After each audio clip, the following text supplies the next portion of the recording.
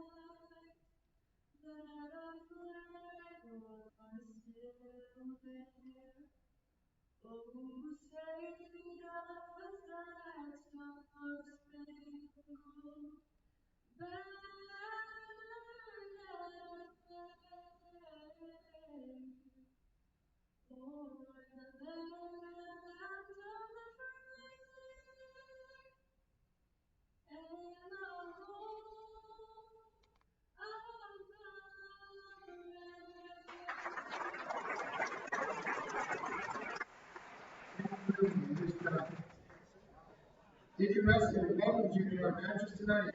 Tonight we salute our hometown heroes. The hometown hero has an unconditional desire to lend a helping hand to all the crowd men. Tonight, we would like to recognize all firefighters, law enforcement officers, first responders, and healthcare professionals for always answering the call and putting our community first. We appreciate you, we appreciate what you do, and thank you for all you do.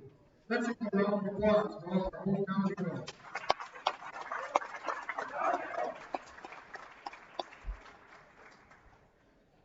Tonight's matches are being played in the rules of Minnesota State High School League.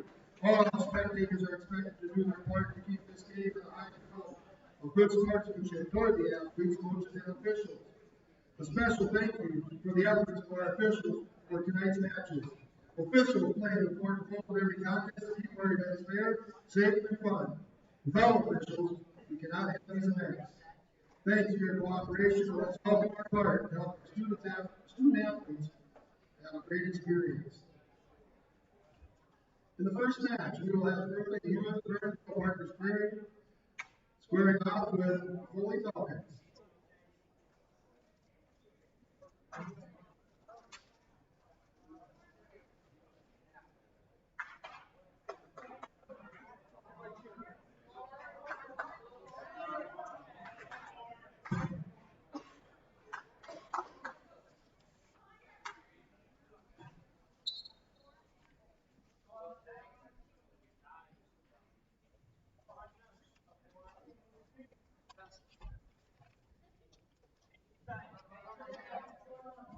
Now, wrestling at 106 for Foley is Hunter Willine, and for Berkeley Hewitt versus Parker Spring, Warren Park.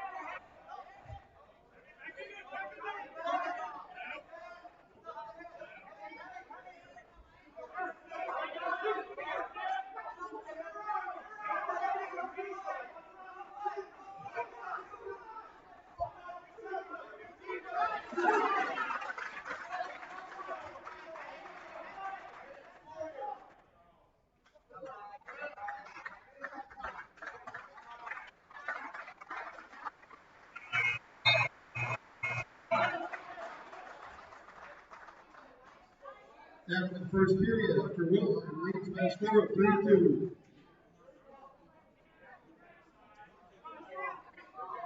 Willine will return to the bottom position.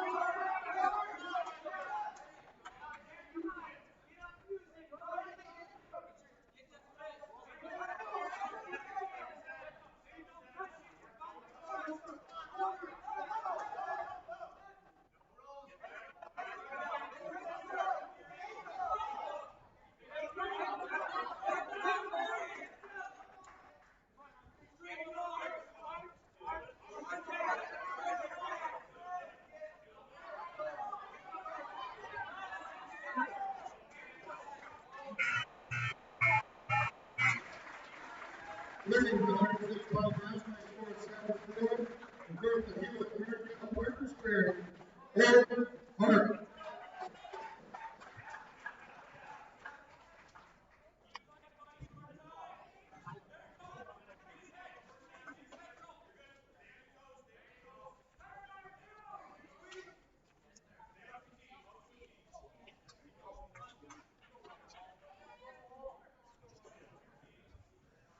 Now wrestling at 113, from the Hewitt American Workers Fair, Justin Olson, and for the Holy Falcons, Wyatt Raw.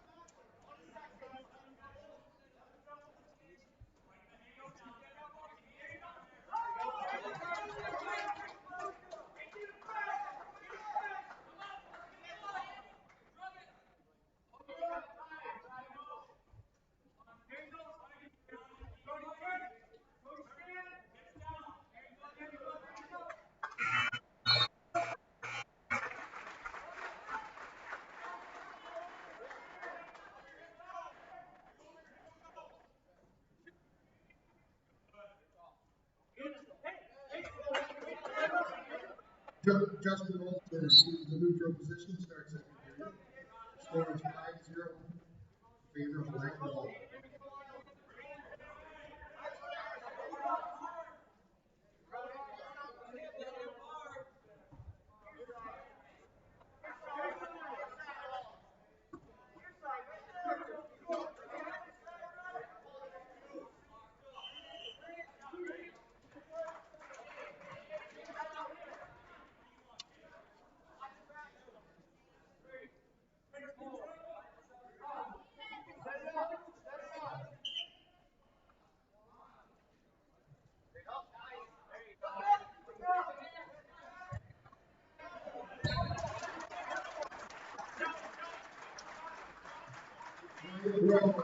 The quarter will fall 3 minutes and 45 seconds.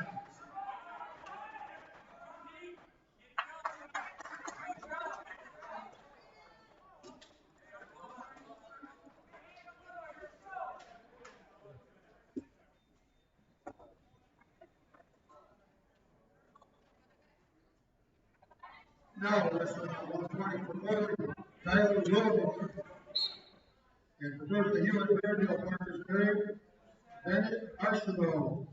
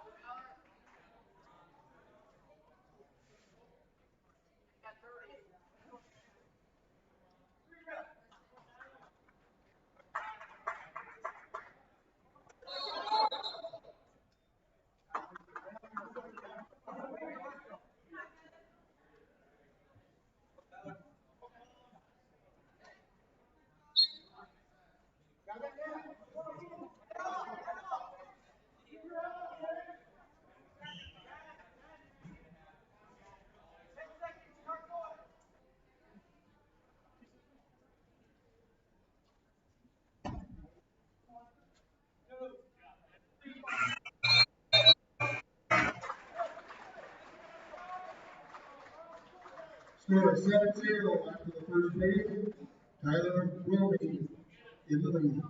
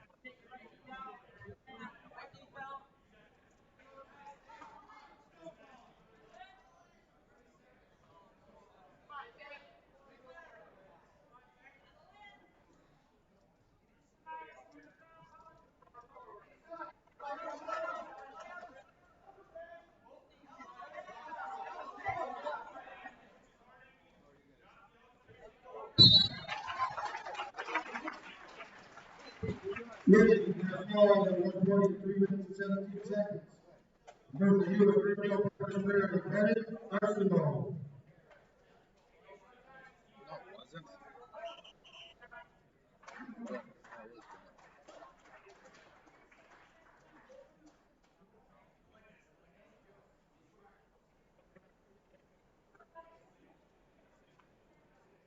Now, wrestling at 126, move the U.S. Regional Partner Player, Evan Giants. And for the Foley Falcons, Blake Hurst.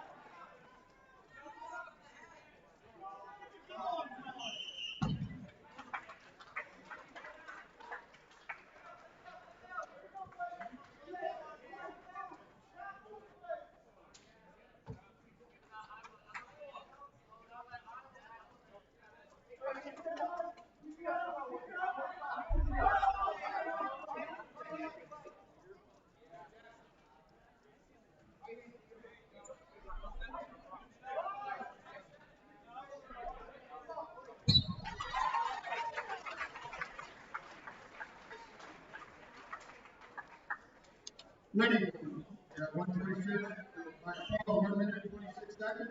Move the U.S. Regional Partner Player, Evan Giants.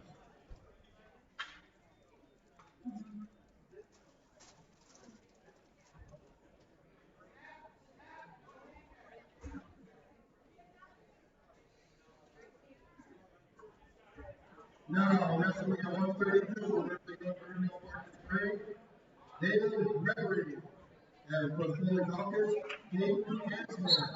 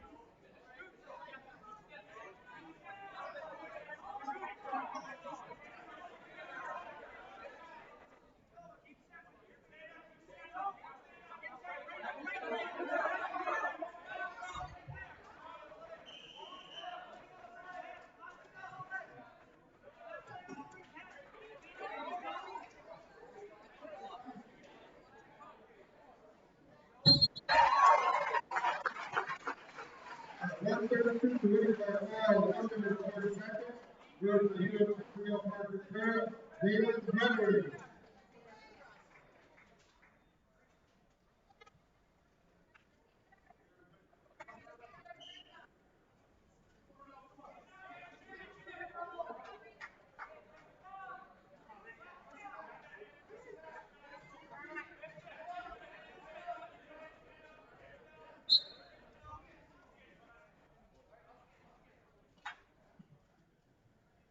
Now, wrestling at 130 for the playoff is Tyler Benson.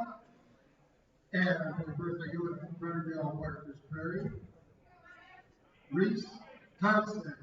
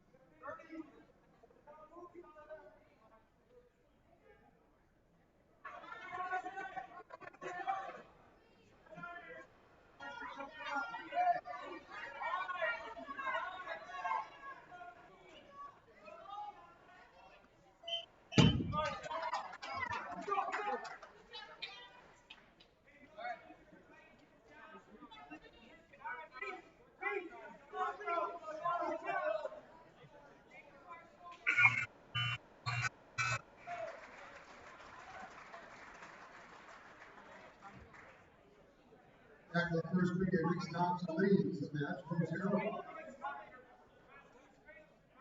Thompson chooses the down position to start the second period.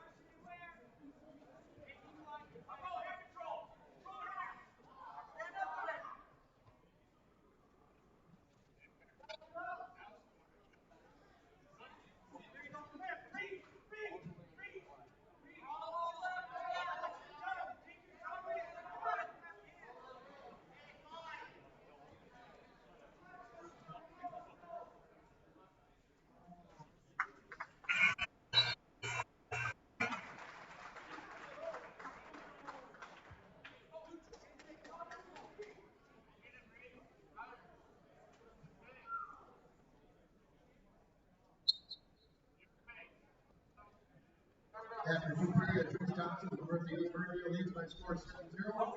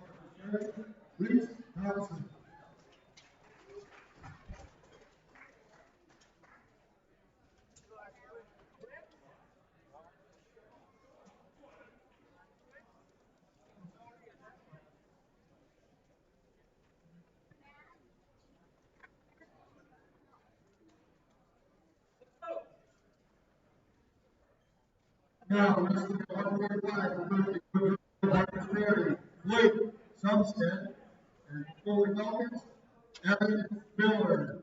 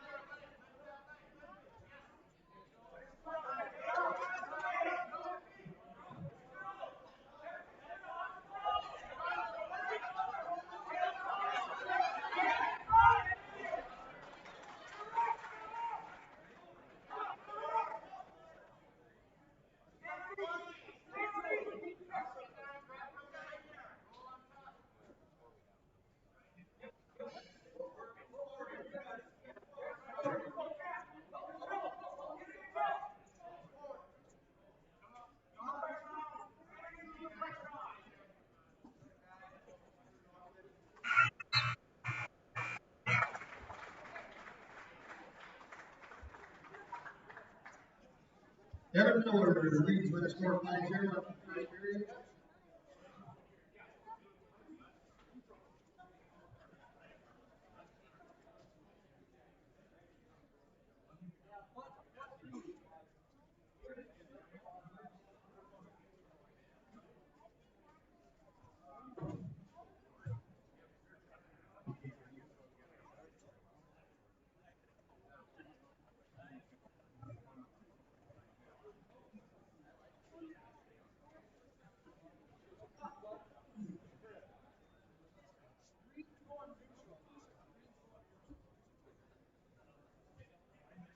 Sumstead chooses the neutral position to start the second period.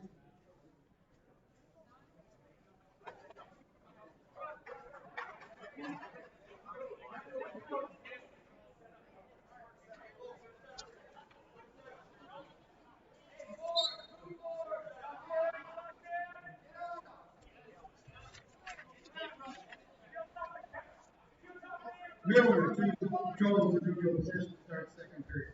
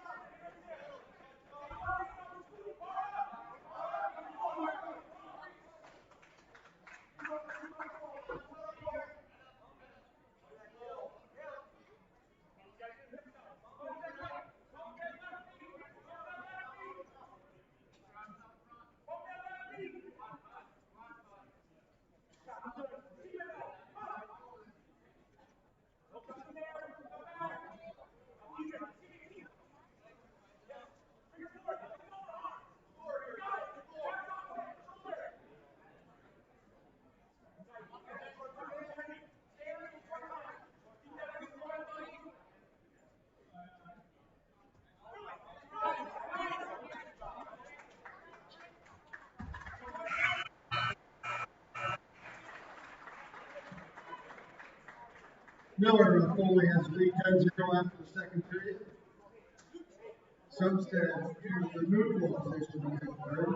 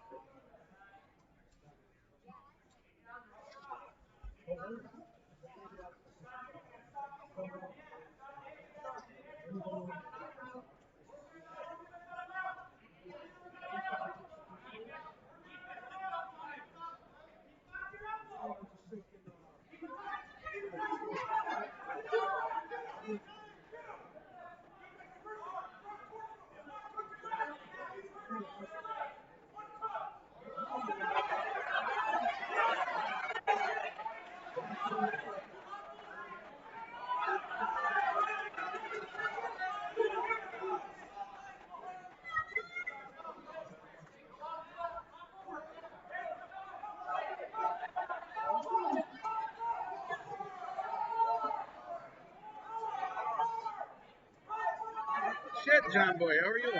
Good, my friend. We're gonna try a Google phone and not the Verizon phone, so we'll see if that works. See how it goes, huh? Berth has handed it to him. Foley's ranked 11th. Miller Bertha is just a lead lead. scored 42. Foley's got Evan Miller.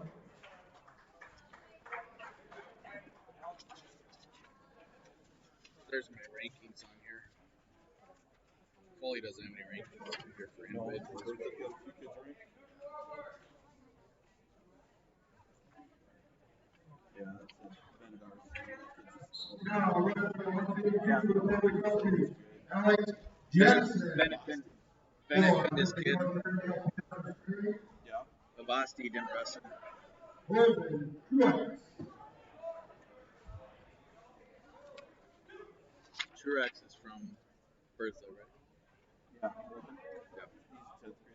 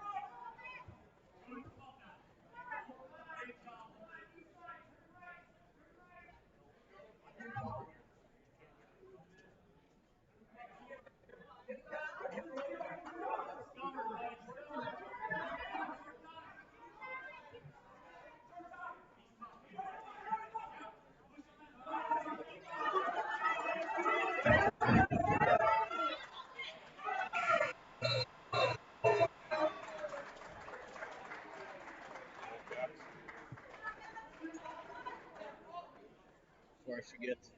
Yeah. After one, the score is 5-0. Aitkin is on the field. Yes, sir. And we get a second period in both in neutral position. This one doesn't work for very good.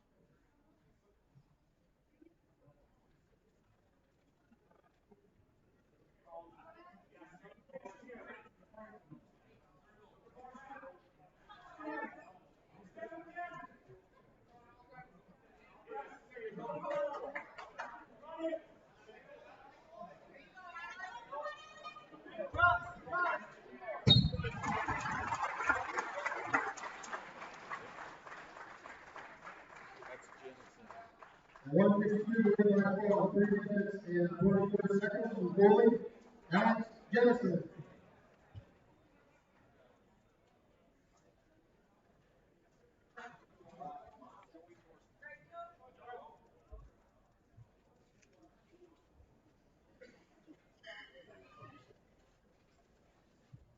Winning by a point at 160 for goalie, Joey Forster.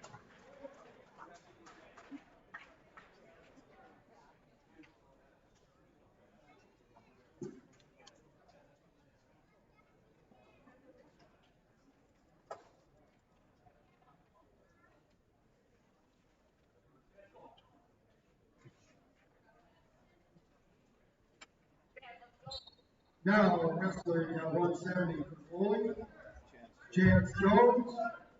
For both the Hero Third Partners Grade, Justin Cone.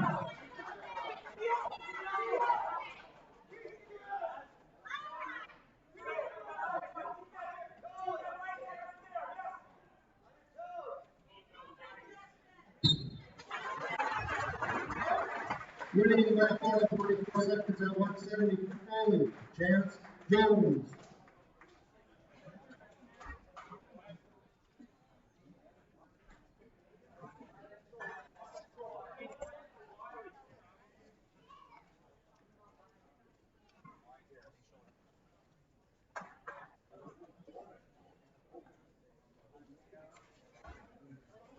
Now, 182 winning the forfeit for goalie, Wyatt Harris.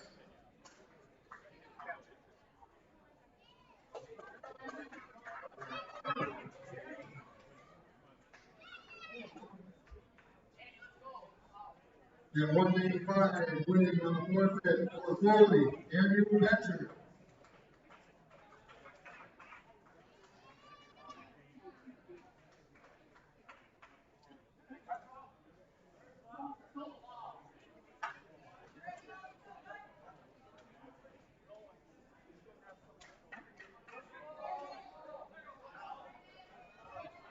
Now wrestling at 220 for goalie, Wilton Rothbard.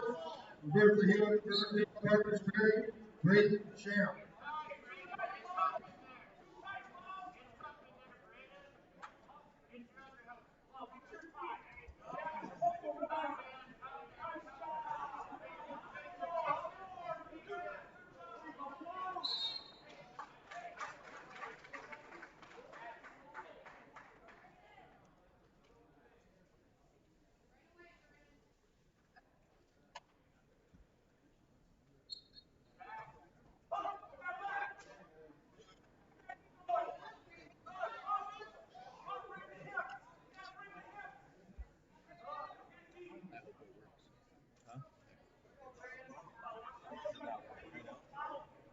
working on it. Yeah.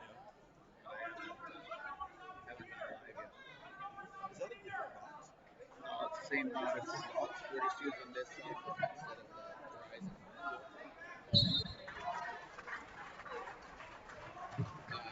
With that being said,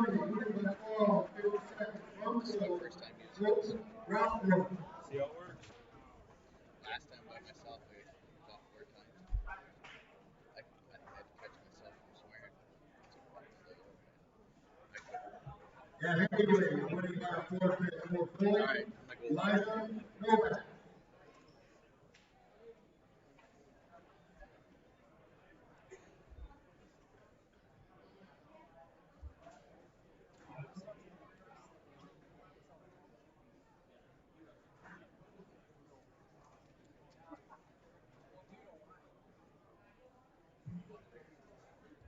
Winning first duel, the Foley will score 52-25.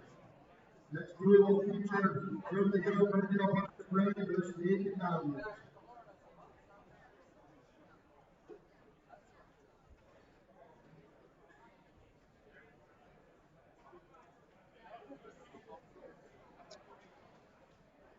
Good evening, everybody. Lance Bauman along with John Klein here on 9:30 a.m. 103.1 FM KKIN, bringing you live Gobbler Wrestling here tonight in Aitkin. The Aitkin Gobblers are going to be taking the match here against Bertha Hewitt coming up here shortly. We want to just give you a quick score update. Foley beat Bertha here just recently here 52-25 for the first match here.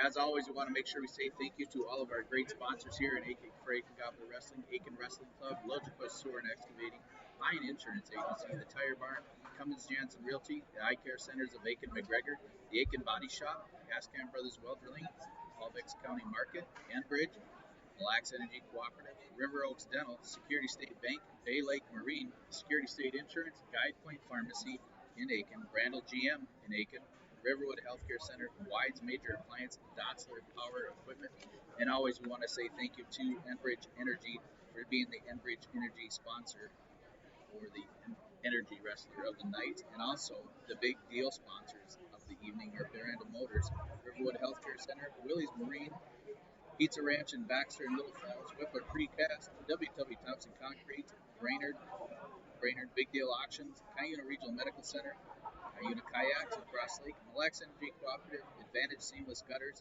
and Newman Construction in Brainerd. Just a quick overview here of this last match, John. It was pretty neat to again have you back. I missed you this last match here we had 2 weeks ago, and it's good to have you back here sitting next to me here on 9:30 a.m. 103.1. I knew you missed me. That's why I couldn't go 2 times without having to see you. You're a sight for sore eyes. I'm enjoying. For sure. Can't get enough of you. Just a couple of heads up here. The Gobblers just finished second at the Mora tournament here not too long ago. We had a couple good wrestlers make it down to the Fargo Dome and had some place winners there. They placed 17th out of 60 some odd teams, Right. which is pretty impressive. And again, second here at the Mora tournament here out of 10 teams. You know, this Aitkin team is actually wrestling really, really well right now. They are right on pace for where they need to be at the end of the season. They're starting to peak. You know, when you go to tournaments like the Rumble in the Red, and you have guys that are having 30-man brackets, and they're placing in the top 5, top 6, top 8. You have got to acknowledge and realize that, all right, you know what, these kids are on the next step verge of really producing some quality wrestling down the stretch here. And again, they're going to kind of need it. We've been just sitting on the outskirts here of a lot of these matches. They are undefeated so far in dual meets here on the season. It's pretty great to see overall for their section and conference wins. They are 6-0 also. Actually, I take that back. They did lose to Annandale and Maple Lake here this last week. It was a 24-24 tie. They lost by the tiebreaker. Then we'll go just do scores throughout the season here. Aitkin beat Pierce 47-27. Beat Nashwauk Keewatin 81-0. Hibbing 56-18. They They beat Proctor 70-7. They beat Virginia 45-24. They beat Pine City 60-12. They placed 7th at the Big Bear tournament. Actually, it was a jackhammer tournament that they moved over to Pequot Lakes out of 28 teams. Again, like I said, 17th out of 62 teams for the Rumble on the Red. At Little Falls, they beat Little Falls 34-30, which was a nice match to watch. And again, right now, they just lost to Annandale and Maple Lake here this last week at a tie, and second place in the Memorial Invite out of 10 teams.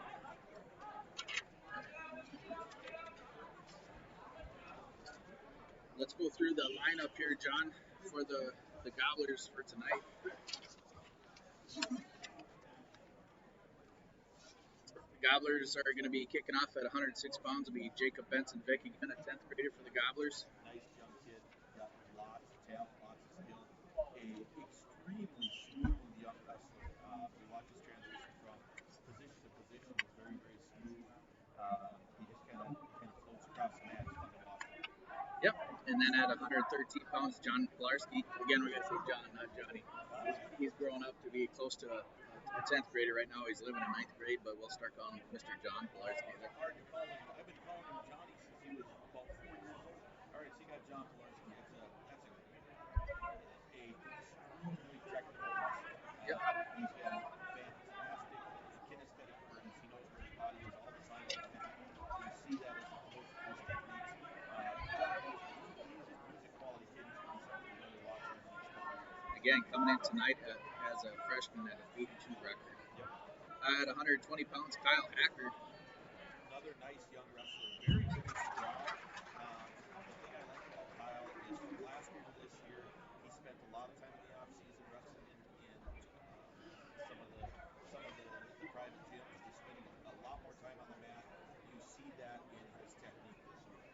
He is cleaner, he is smoother, he knows where he's going, and just all around better. You see that in some of his performances as of late. And at 126 pounds, it's going to be senior James Erickson. James Erickson comes in with a record tonight of 12-5 on the season. They said they're having problems with my mic.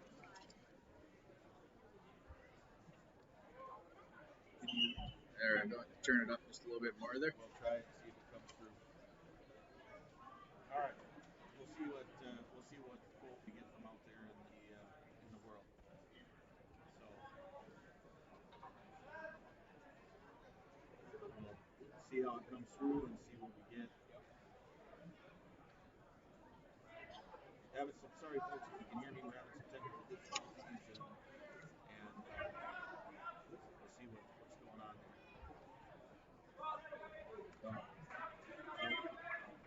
Nothing. All right.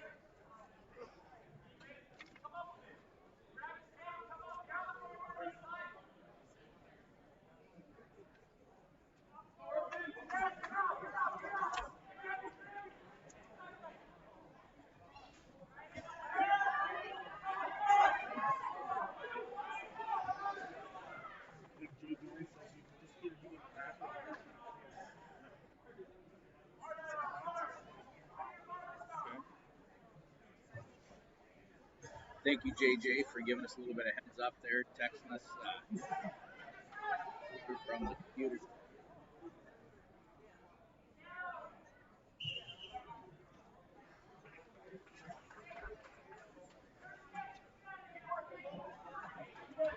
We'll try it. Test again. Test. And is that on 9:30 a.m. or 103.1? Test. FM, or is that streaming through your liveevent.com? Yeah, it's not registered.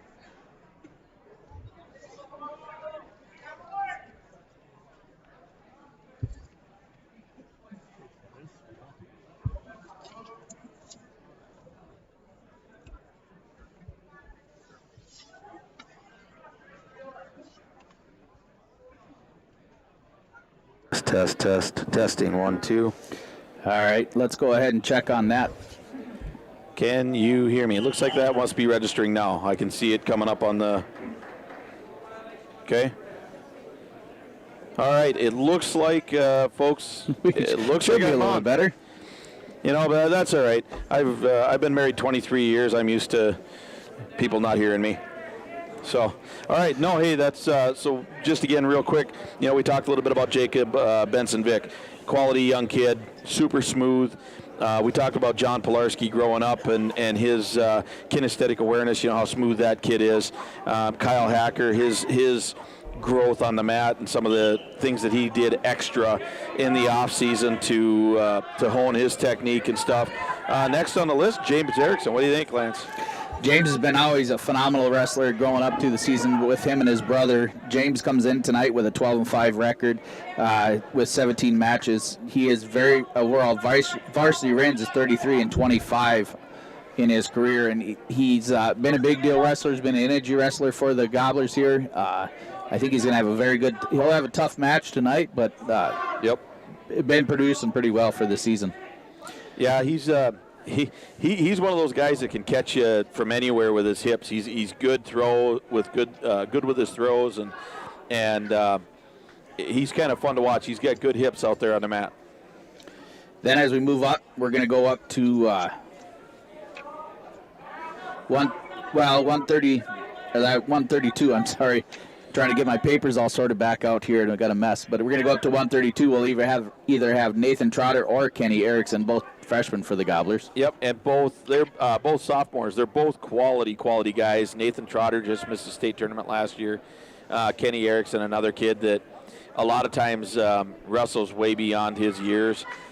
Both of them very strong technical wrestlers, very good quality performers on the mat for the Gobblers. Then we'll bump up to number 7 ranked Marshall Larson at 138 pounds. And Marshall's ranked at number 7 at 132 pounds in AA. But he'll come in. Again, he is 21-3 on the record for this season. He's 147 wins, 41 losses career. And needs 3 more wins to get a 150-win poster. You know, what do you say about Marshall Larson? The thing that pops to mind right off the top of my head, consistency. You know, he is a consistent performer. He is fantastic on his feet. Possibly in all my years being associated with wrestling, he definitely ranks up there with those greats on his feet. He is exceptional on his feet at takedowns. And he's good all the way around the mat, but he is exceptional on his feet. Then we'll move up 145. We're going to be open at this weight, but I'm sure we'll be bouncing or raising somebody up from the underweights there to wrestle at 145. At 152 pounds, Carson Cullum, a senior captain again, comes in tonight with a record of 15-7 on the season. He's 150-64 overall. And then the amazing number again also is his career takedowns, along with Marshall Larson. Marshall's got 495 takedowns in his career. Carson Cullum comes in tonight with 302, which is very, very impressive. When you look back down to the rest of the wrestlers for their careers, they're under 100 for sure. You know, when I look at Carson this year over last year, he is significantly stronger than he was. I think that his quads have got their own zip code right now. He spent a ton of time in the weight room, spent a ton of time in the squat rack. That showed in the strength and conditioning competition, the lift-a-thon this summer. And then he's just a consistent performer out there. You know, he's a strong, quality wrestler, and he's a good captain as well for this team. You bet. And moving up to 160, Hayden Workman. Again, another Workman here in wrestling. There's a lifelong group of Workman wrestlers that come through here tonight. And right now, Hayden Workman, you're looking over in the junior high side. He's even got his little brother over there wrestling. But Hayden Workman comes in tonight with a record of 1-4 as a junior. Just starting to get into the varsity ranks here, but a super tough wrestler. I love the Workmans.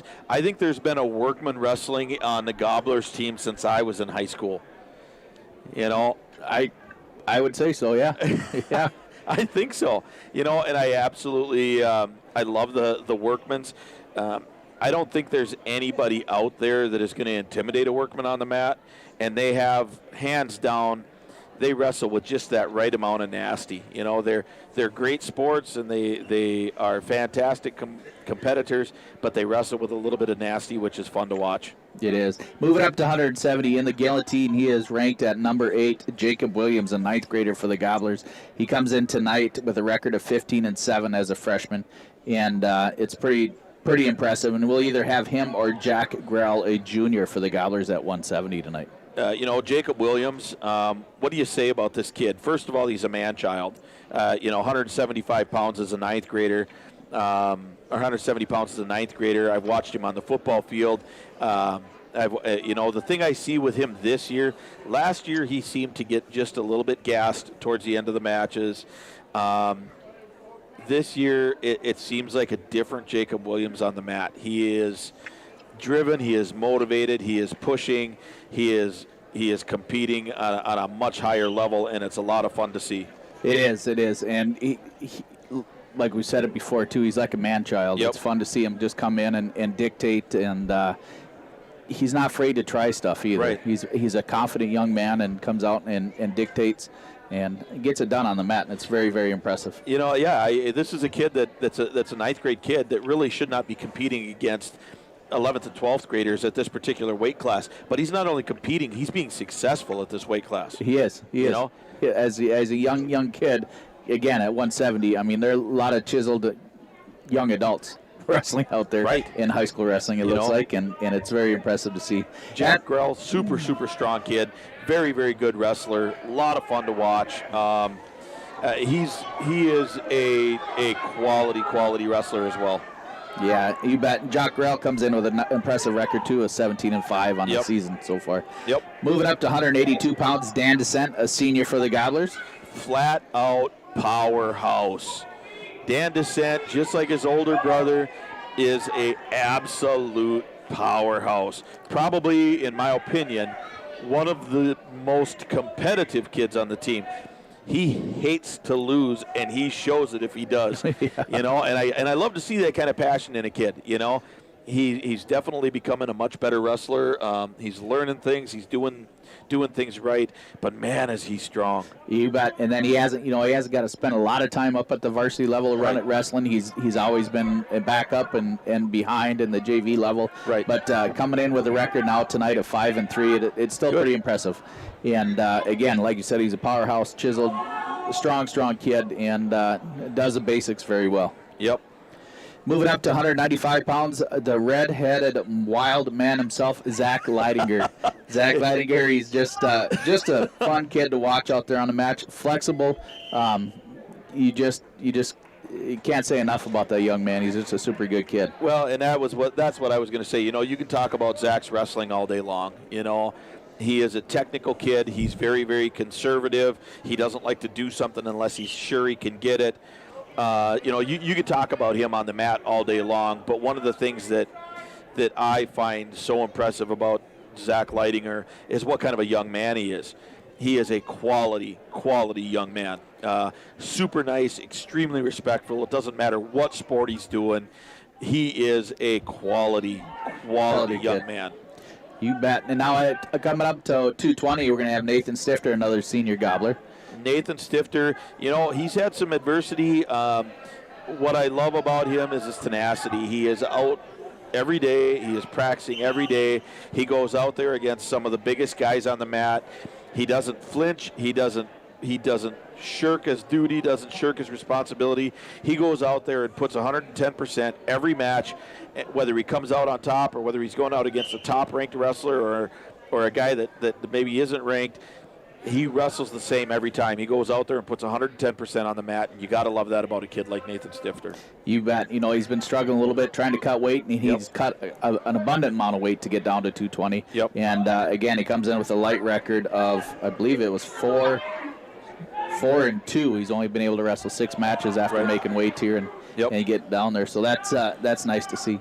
At 285, Craig Ashton comes in. He is ranked in the guillotine at number 6 in 2A at heavyweight. Excellent.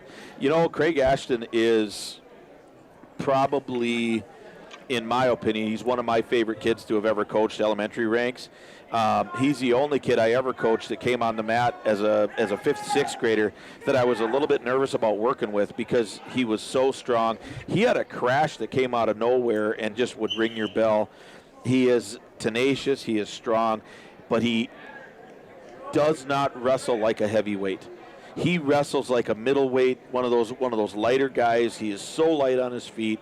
He is so smooth. He has fantastic hips. He is an absolute blast to watch on the mat. It is awesome to see him. He comes in with a season record so far of 18-4 on the season, so that's pretty impressive. One wrestler you want to say our hats off to, and we're going to miss him tonight, is Walker Jones. Walker Jones had his shoulder surgery tonight. It sounds like everything went well. We hope to have him back here wrestling here, hopefully by next year again, but we never know. You know, it's tough to lose a guy like Tex. You know, he is a quiet force on this team. He is a quiet leader in his work ethic and his attitude. He is a integral part of this team, and we wish him the best. We hope he heals extremely fast. We miss him, and you know, even having him gone, he's still a part of this team. His leadership's going to be here. He is a fantastic kid as well. Yep, for sure. He is awesome. Tonight we have at yourliveevent.com. Our camera lady is going to be Maddie Winter tonight, and it's pretty neat to see her. You know, I've known Maddie since she was kind of running around in diapers. You know, she is kind of a pain in the hind end a little bit, you know. A little bit? Okay, I was trying to be nice, Lance, you know, but you know, she's a good kid, and we're gonna have fun with her tonight. I've got all kinds of things lined up for Maddie tonight. Yeah. So what we'll let her do is we're gonna go ahead and we'll let her move over to our JV match. We have a handful of JV matches going on tonight. Again, this is not the varsity match. But if you look at your screen, ladies and gentlemen, at yourliveevent.com, down on the main line there, it'll say Aitkin, Bertha Hewitt. That will be your team score, everybody. So that'll be the team score for the Bertha Hewitt, Verndale, Parkers Prairie team, or Aitkin. In that bottom right corner is the scoreboard. That will be the live score here in the gymnasium.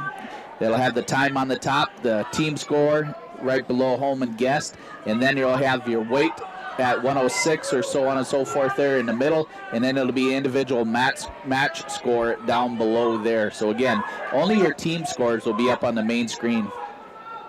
And again, we want to say thank you to Maddie Winter. She's going to be running the camera there for us tonight. We've had Preacher Hines in here quite a bit. He's been doing a phenomenal job too. But again, he gets the night off tonight, and it'll be just John Klein and I, Lance Bauman, here at 9:30 a.m., 103.1 FM, KKIN, the Gobbler. Coming into the gym now here shortly, representing and supporting the local hometown heroes are going to be your Aitkin Gobblers. Yeah, we're going to have them come through. They're going to bust through. That's another fantastic thing this program does. They honor our vets. They honor our hometown heroes, those folks that are first responders and firefighters and law enforcement, the folks that work in our hospitals. That's who they're talking about with this hometown heroes. Ready?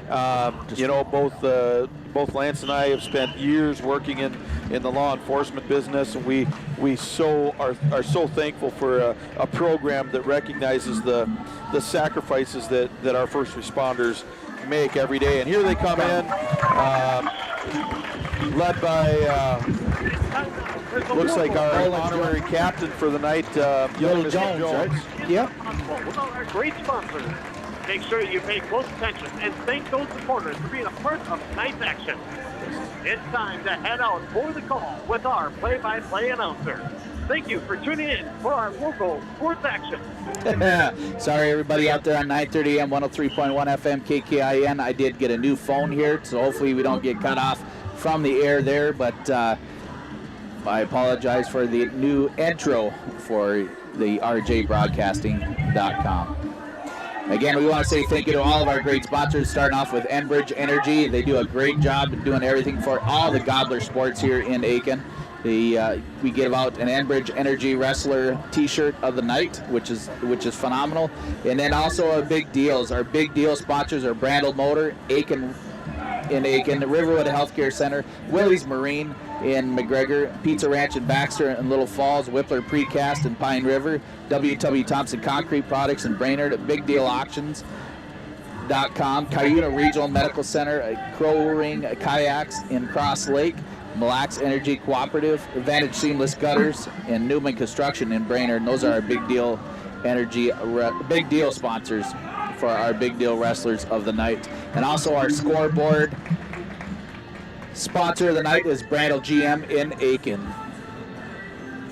John, as the Gobblers come running in here and getting warmed up, and we see Bertha Hewitt again. Bertha Hewitt lost to Foley, giving up some forfeits right towards the end of the match, losing 52 to 25. I believe Bertha Hewitt, through the course of that match, I want to say they gave up 5 or 6 forfeits. Maybe it was 4 or 5, but I know they had several at the end, 3 or 4 there, and then they had one kind of middle of the way through. So this will be an interesting matchup. Bertha Hewitt has some extremely tough lower weights. There are some names there that definitely jump out to us. We got the Truax kid, and you got Justin Olson, you got Preston Captain, younger brother of Deegan Captain. That kid will be a tough kid. Bennett Arsenault, a junior at 120 pounds. These are some quality young kids. This will be a good test for our lighter weights tonight. You bet. Again, starting off with Jacob Benson-Vick for the Gobblers. It'll be a fun match with him. I saw the last match here between the two 106 pounders, and it was pretty tough. Yep. Like we talked about earlier, Jacob Benson-Vick, he's a newcomer to the program this year. He is very, very technical. He's very, very, very smooth. His transitions from position to position. He's solid on his feet. He's good on the mat. He's well balanced in what he's doing. He is a really, really promising talent. You bet. And as we get into the yourliveevent.com, it was pretty neat. We've been able to do that this year. It's pretty impressive. And it's pretty cool to see. We're getting texts back from Coach Bailey, who's sitting out in Vegas right now. My parents are out in Phoenix. They're watching right now. I got some great fans out in Texas right now that are texting back, and they're watching their grandkids wrestle here in Aitkin. It's quite impressive. And then we even have down at home our local strong supporter Tom Klingelhofer sits on here and watches all the time. Did you say Coach Bailey's listening? Yep, Coach Bailey is actually enjoying his time out in Vegas. Oh, good Lord! I'm going to throw a shout out to Coach Bailey. I'm going to say I'm glad he's listening. This will be an opportunity for me to teach him something as we talk about wrestling tonight. I'm sure that's going to spawn some conversation. Oh, I bet for sure. I'm sure there's if you did learn something from Coach Davis, that's probably true. But Mr. Bailey would probably arm wrestle you for that. And I would lose wholeheartedly because that man has still got one of the strongest handshakes I've ever seen in my entire life. You bet. All right, looks like we're getting ready to go ahead and kick it off here. We're going to have looks like Jacob Benson-Vick is getting warmed up there in the corner. Yeah, this will be. I think this will be a fun night. We've got a couple of real quality teams with Foley and Bertha Hewitt Verndale here. I think it'll be a good night of wrestling. I do not have an overall team record for either one of these teams, which I wish I did. But Bertha Hewitt has always been super tough. Yep. And pretty impressive there in the single A. Foley. Oh, looks like Gobblers are going to go ahead and forfeit at 106. Okay. So what we'll end up seeing is we'll see a bump up. I'm going to guess we'll see, okay. Interesting. John Plarski comes out for the Gobblers. And we'll see Justin Olson. All right, and they're circling around here a little bit, kind of starting to get to know each other a little bit. Pilarski wrestling off of his knees. There's a little outside double attempt that doesn't quite go anywhere. Some head action. Pilarski's kind of jamming Olson's head a little bit. Tries to throw by, doesn't quite go. There's a nice outside single by Pilarski. Good sprawl by Olson. Pilarski into a kind of a fireman's type throw. He gets Olson on his hip. Olson's right back to his toes. Pilarski transitions into a double, and they're going to give him his 2 takedown. Very nice splash of action there between these two wrestlers. Pilarski riding from the left. Nice sit out by Olson. Pilarski counters with a college ride. Olson still attempting that sit out. Countered well by Pilarski. Nice spiral ride by Pilarski, trying to get Olson broke down. Olson's fighting it off. Pilarski's up 2-0 here in the first with about a minute left. Pilarski's got him broke down. He's trying to throw his hooks in, keep him flat. Now he's working into a 3/4 Nelson. Again, trying to keep Olson flat. Olson's able to come up. Pilarski's a bit high, trying to get slid back. Olson is able to dump Pilarski on his hip. Pilarski's able to get his hooks in and gets Olson broke back down. Able to fight back into control. Dual wrist rolls there for Pilarski. Right in the middle of the mat. Olson comes up to his base, trying to work back into a stand-up. Pilarski doing a good job riding. Still 2-0, 25 seconds left in the first period. Olson trying to come up. There's a bit of a bar for Pilarski, trying to bring him across. Olson fighting it off well. There's an armbar tilt for Pilarski. He's trying to get some back points, but we got 10 seconds left. No points. Pilarski still trying to get that bar tilt. Can't quite get to goal. Olson's fighting it off. And that'll be the first period. Pilarski's up 2-0 here going into the second at 113 pounds over Justin Olson. Okay, Olson's going to defer, and Pilarski's going to take the neutral position.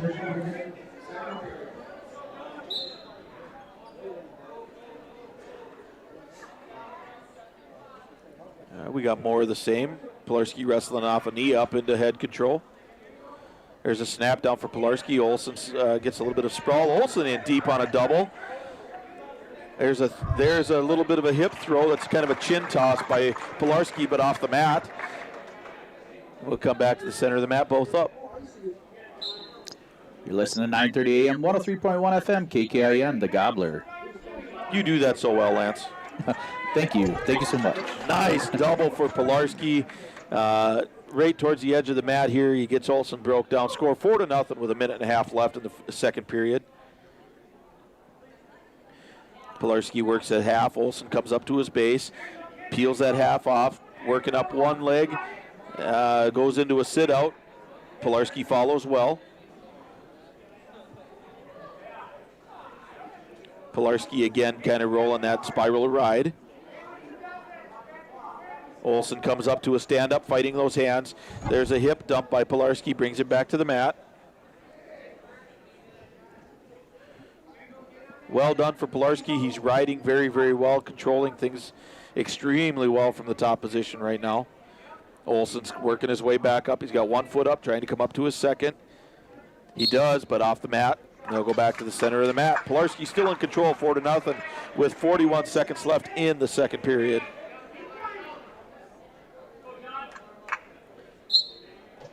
Quick stand up for Olson. Mat return for Pilarski.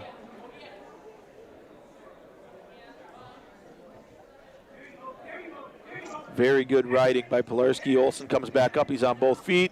Again, a nice mat return for Pilarski. Pilarski looks like he's got kind of a halfway cross body ride. Looking at a banana split, maybe? Yeah.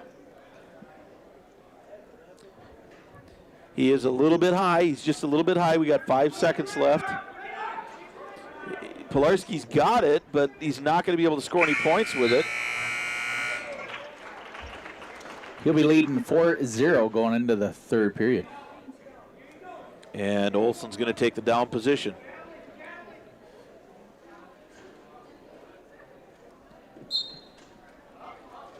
Pilarski started on the right, rotated to the left with a spiral ride.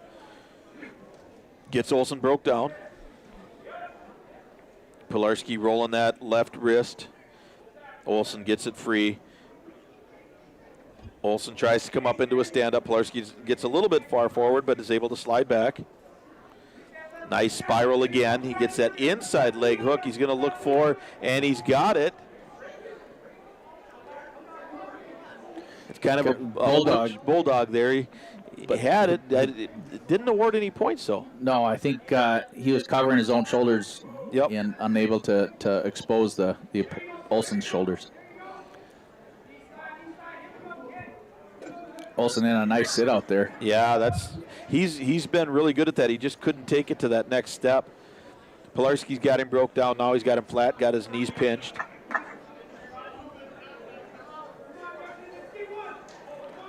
Pilarski still in control with under a minute left in the match.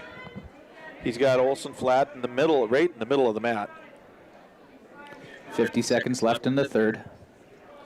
Olsen trying to work his way back up. He's unable to. Pilarski's got good control.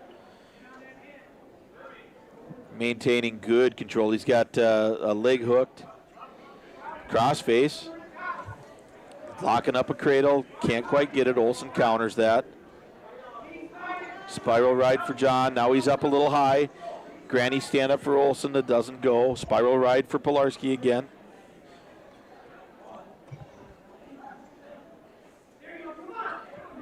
Still trying to work that spiral. Olsen's coming up. Granny stand up. He's working his way up. Pilarski fighting it off. 8 seconds. Shoulder roll for Olsen. It doesn't go. And that'll be the match at 113 pounds. John Pilarski, score of 4-0. That'll be a team score. Bertha Hewitt up 6-3 over the Gobblers.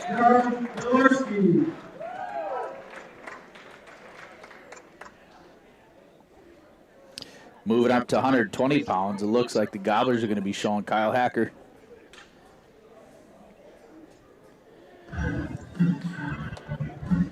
And for Bertha Hewitt, Parker's Prairie, it's going to be Bennett Arsenault. Bennett Arsenault, 120 pounds. You know, Kyle looks, you can tell he's been spending some time on the weight room. He is strong. Nice underhook for Kyle. He's got good head position. Arsenault fighting those hands off. There's a nice drop to a single for Kyle. Countered a bit by Arsenault. Kyle transitions into a body lock. Headlock for Arsenault attempt. Kyle in position. He gets a mat return for 2 takedown. Arsenault ranked 9th at 120 pounds in the guillotine in Class Single A. It's nice to see Kyle come in and get that takedown right away on him. Cowboy ride for Kyle. Nice, strong cowboy ride. Arsenault on his knees, though. He needs to get him broke down.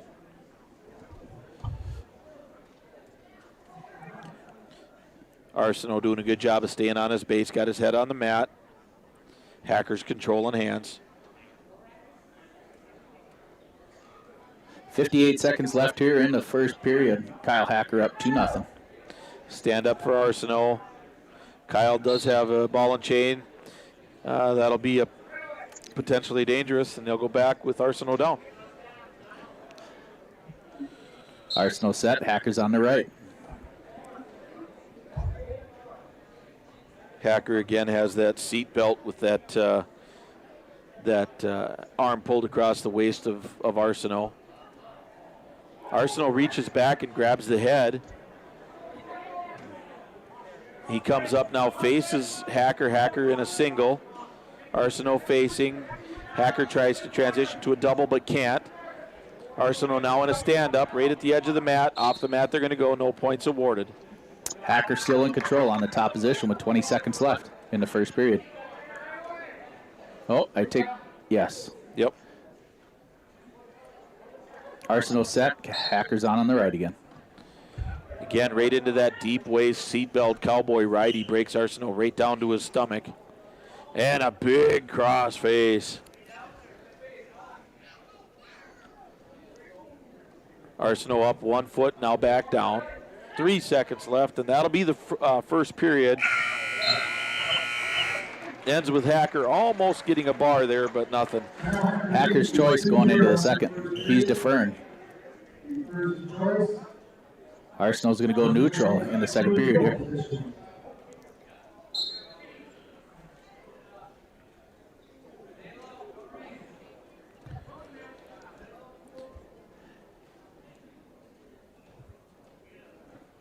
Both wrestlers kind of wrestling at distance right now. Now Hacker gets that underhook again. Arsenal trying to pull back away. Arsenal trying to do a little bit of a headlock there. Kind of looked like it, yeah. Yeah, Hacker's still got his underhook. Head position is better for Hacker right now, but Arsenal does have hand control. Arsenal drops to a double but doesn't get it. Now a nice deep body lock, but a headlock for Arsenal. He's got Hacker down. Hacker trying to counter. He's got a leg hook. He's got to roll through. Arsenal covering well. Big headlock for Arsenal. He's got Hacker flat on his back. Hacker's got to keep working. He's got the leg hooked. Tries to get the roll through, but he cannot. Got a minute left here in the second period. And there's a fall for Bennett Arsenal with 58 seconds left in the second period. Hacker did look pretty impressive against her. Yes. Again, he got caught by that headlock. Yep. Almost rolled through, but he ended up getting caught by Bennett Arsenal. Again, another tough kid. Yep. So pretty impressive. You know, Arsenal was looking for that headlock the whole match, and he just happened to get it. You know, and he did it. He did it well. So, all right, we got Nathan Trotter. Nathan Trotter coming in here at 126 pounds for the Gobblers. He is going to be facing David Revering from Bertha Hewitt, Parkus Prairie. Good kid.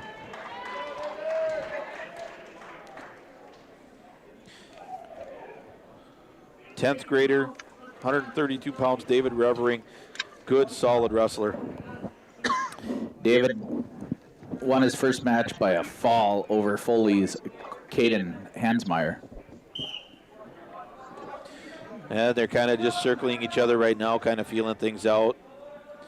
Revering moves in. There's a slide by for Trotter into a 2-point takedown. Immediately, Revering goes to a switch. Now a jump across, looking for a reversal. Trotter has a inside leg hook for the Bulldog, but Revering has that far ankle hooked. Trotter trying to get back to his base, but Revering's coming around.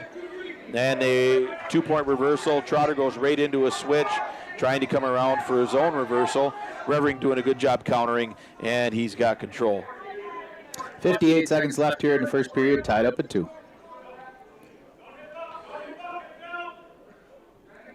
Trotter working his way up, and off the mat, they'll go back to the center. Trotter in the down position. Revering riding from the left side. Good first move for Trotter. He went for that stand-up, but it was stopped by Revering with that ankle. There's a sit-out with a jump across for Revering, countering. Revering circling around with a deep waist, trying to work his way up, trying to control Trotter. Trotter trying to get his hips out, but Revering doing a good job stepping across.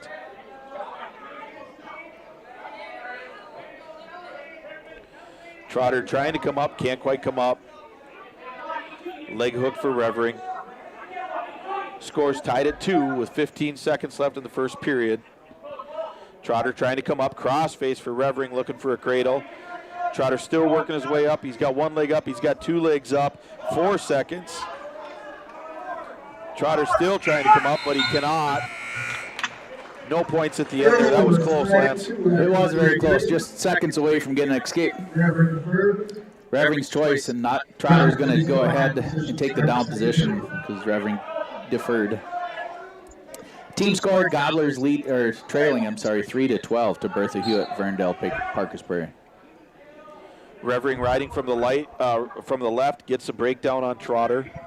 Trotter's got one leg up, 2 legs up with a granny stand up. He's able to get around a little bit, but Revering counters again. Trotter's back up. Revering into a double and gets a good mat return on Trotter.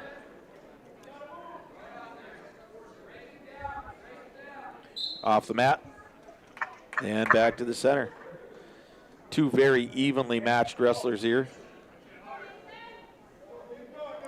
Trotter set in the center. Quick stand up for Trotter, doesn't go. Stopped again by Revering with that ankle. Trotter goes to a sit out, Revering jumping across. Revering counters that extremely well. Trotter is forced to base out again. 2-on-1 hand control for Revering. Looking to maybe put a hook in, but he can't quite get that.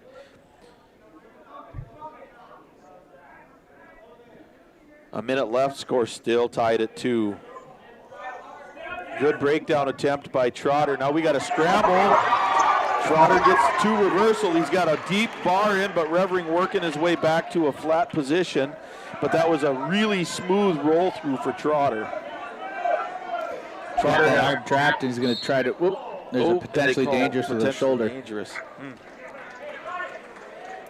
Score 4-2. 43 seconds in the second period left. Trotter's going to ride from the left.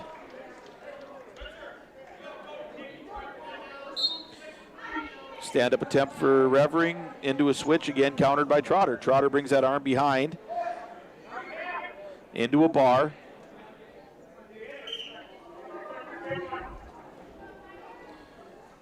Trotter has a very deep bar, Revering turning away from it. Trotter grabs that wrist. Revering countering, turning his hips way into that bar. Trotter loses the bar, but he maintains control, keeps Revering down. And again, potentially dangerous. 11 seconds in the second period. Trotter leads 4-2.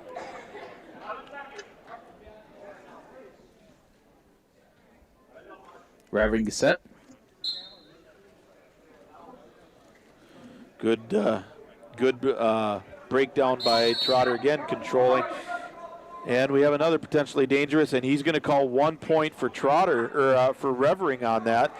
Said that was an illegal technique. Sit out attempt for Revering at the end of the period. No points awarded other than the one. Just the one. Potentially dangerous. Trotter leads 4-3 going into the third. Revering's going to go down.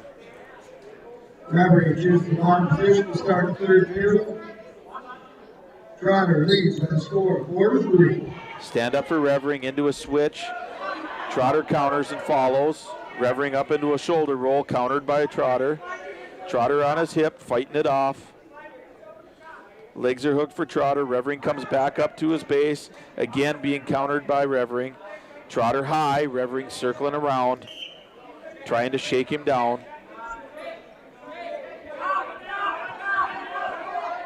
And there's a reversal for Revering. Score 5-4 Revering with minute and 25 left. Revering controlling Trotter, keeping him very flat.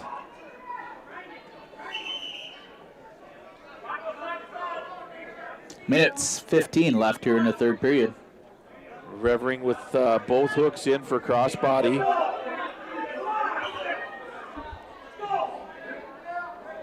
Doing a very good job of controlling Trotter and keeping him from being able to come to his feet. That's a deep half Nelson with a crossbody in. Revering's a little high, but he's got both hooks in. 50 seconds. One hook out. Trotter's got to come up. 40 seconds. Trotter has both legs free. He's got to come up. 30 seconds left. There's a forward cradle attempt by Revering, but he can't quite get it. Trotter's got to work his way up. He's got one knee up. Revering laying parallel. He has to get perpendicular here. 2 on double wrist rolls with 15 seconds left for Revering. 10 seconds left, score 5-4. Trotter's up to his knees, but he can't get up off of his stomach. Good ride out by Revering. And the match will end 5-4. Revering over Trotter at 126 pounds. Security State Insurance, all your insurance coverage under one roof. We are Security State Insurance of Aitkin. Call them today at 320-313-1277. Spend less time looking for the right insurance and more time doing what you want to do. Security State Insurance of Aitkin. That was a tough match for Trotter. Yeah, it was.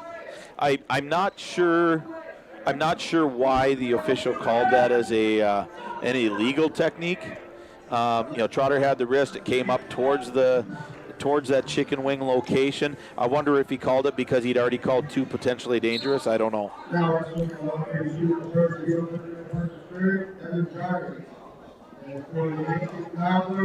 Be Evan Jarvis for Bertha Hewitt. And Kenny Erickson. Kenny's in an over-underhook, looking maybe lateral.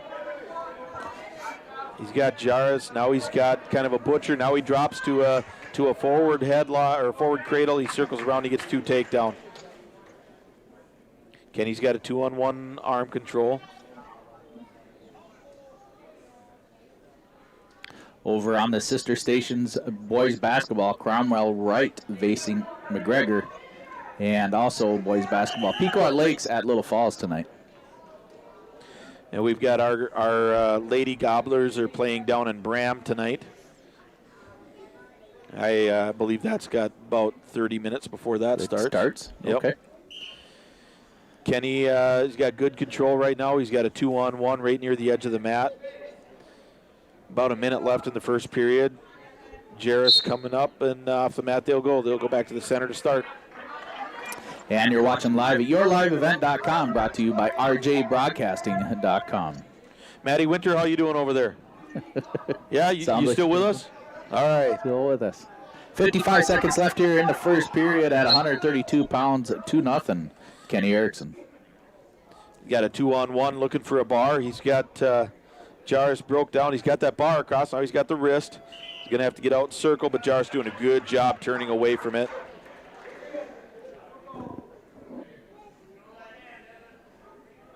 Kenny doing a good job with that bar, maintaining control. Works across to the other side. Still has the bar in. He's got Jarvis broke down. Now he's got a circle. And he's circling. He's got him to go over. That is extremely tight. 13 seconds left in. He's got to sit through here just a little bit. And there it is. That's a fall in a minute. 51 seconds. Nice job, Kenny Erickson. Brings a team score 9-15 in favor of Bertha Hewitt. All right, 138 pounds. I see, looks like Marshall Larson getting ready to come out. This is going to be a match. This is going to be a match. I believe this is Reese Thompson. Reese Thompson had a 9-0 major over Kyler Benson from Foley earlier tonight. Larson in a quick takedown right away. Yep, right into a switch is Thompson. He comes around. Larson into a whizzer. Thompson gets a reversal on Larson.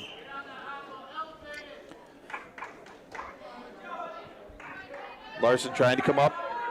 Thompson looking for a false cradle, couldn't get it. He gets Larson broke down, got a leg hooked.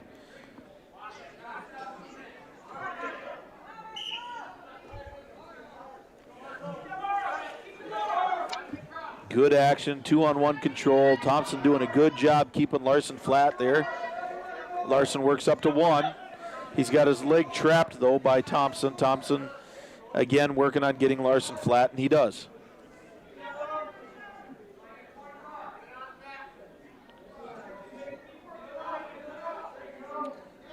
Thompson doing a real good job controlling here. Larson has one hand controlled. There's a big crossface by Thompson that does not go. Another big crossface. Can't quite get it to go. Larson's fighting it off. They're going to call stalemate back to the center.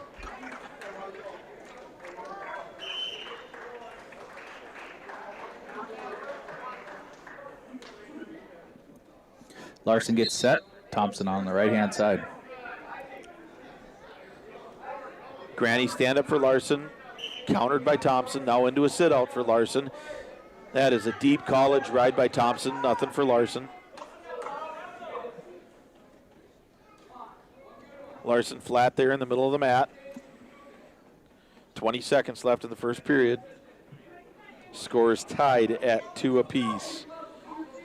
College ride for Thompson. Sit out for Larson, trying to come around up to his feet, and he does. He's working to try to get loose towards the edge of the mat. Thompson doing a good job trying to counter. Into a scramble are they as Larson, but the time's going to run out.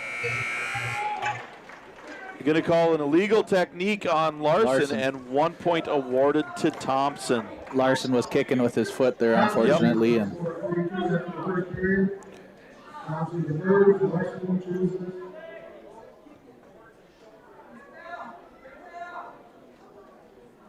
And Coach Larry going to have a discussion with the ref there just to make sure.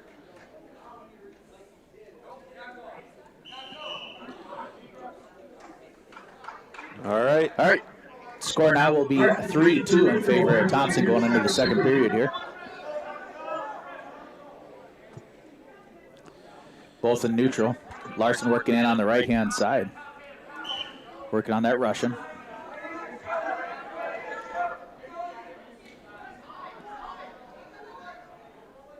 Good control for Larson. That Russian tie on the right side. He's got Thompson down on his knees, but he can't quite get around. Now he's back to the front with a front headlock in. Thompson down. They're going to call stalemate, go back to their feet. Minute 27 left in the second.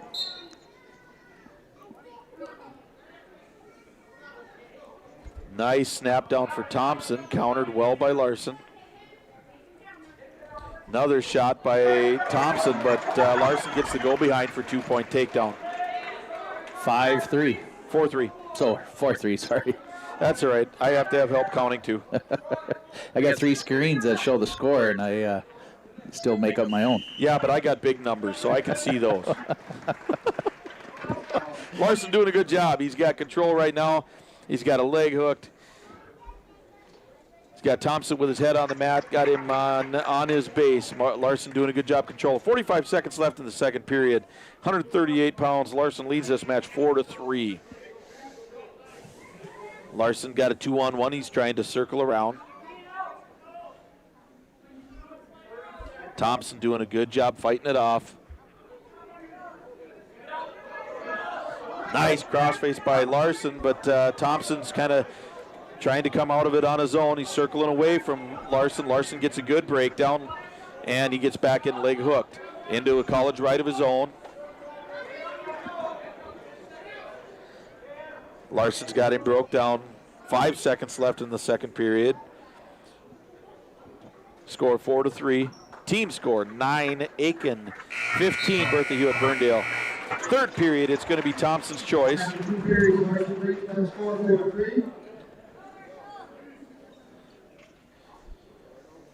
Thompson adjusts his socks, and he then says, I'm going to go down.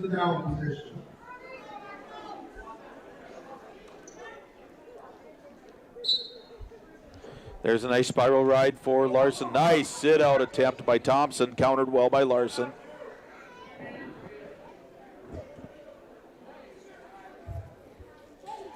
Larson keeping his hips tight on the right, jumps over to the left side. Doing a really good job riding here, Lance. He's after that first little splash of activity with Thompson, Larson's done a much better job riding here. With the score so tight, I don't know that Larson can utilize his normal philosophy, which is to cut him and take him down. Nice little pinch there, hip pinch into a crossface. Larson's looking for the cradle, countered by Thompson.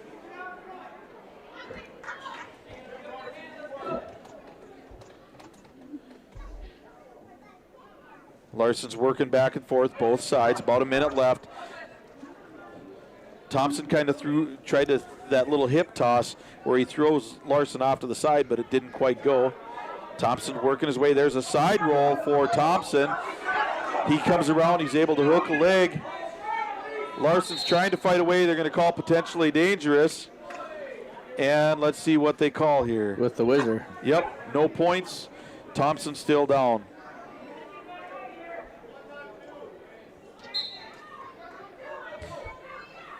A switch attempt. Now Thompson looking side roll again. Every time Larson puts that half in, Thompson immediately goes for that side roll. Nice job. Thompson works up. Granny stand up. Larson's waiting. He's got control. 30 seconds left. And we're going to call stalling on red. Stalling on Larson. Larson's coming back. Going to ride from the left side. 27 seconds left. Stand-up attempt by Thompson. Larson's riding double underhooks. Half Nelson side roll attempt again by Thompson. Countered by Larson. He's got a leg hook. 15 seconds left, riding on the side. Larson's trying to control, trying to get the breakdown. Back and forth. Granny stand up for Thompson. 5 seconds left. He's going to come up. He does come up. Mat return for Larson, and that'll end the match. Larson wins 4-3 at 138 pounds. That was a huge match for Larson. Yes, it was. And a huge match for Aitkin. They needed that victory. Brings the team score Gobblers 12 to Bertha Hewitt's 15.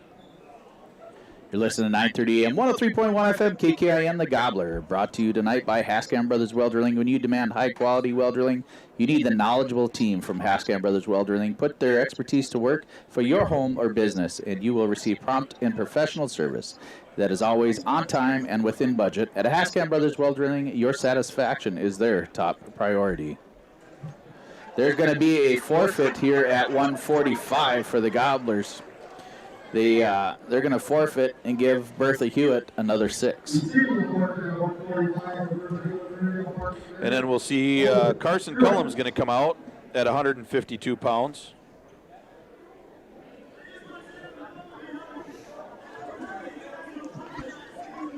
And I think we're going to probably see Blake Sumstead.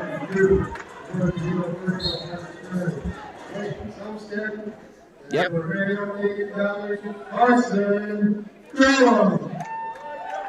Carson trying to work a Russian. Sumstead wants to come into a standard collar and elbow tie. He's got good hand control. There was a little shot attempt by Carson. Carson moves back to the center of the mat. Sumstead follows. Snap down into a nice shot by Carson. Well done. Nice single.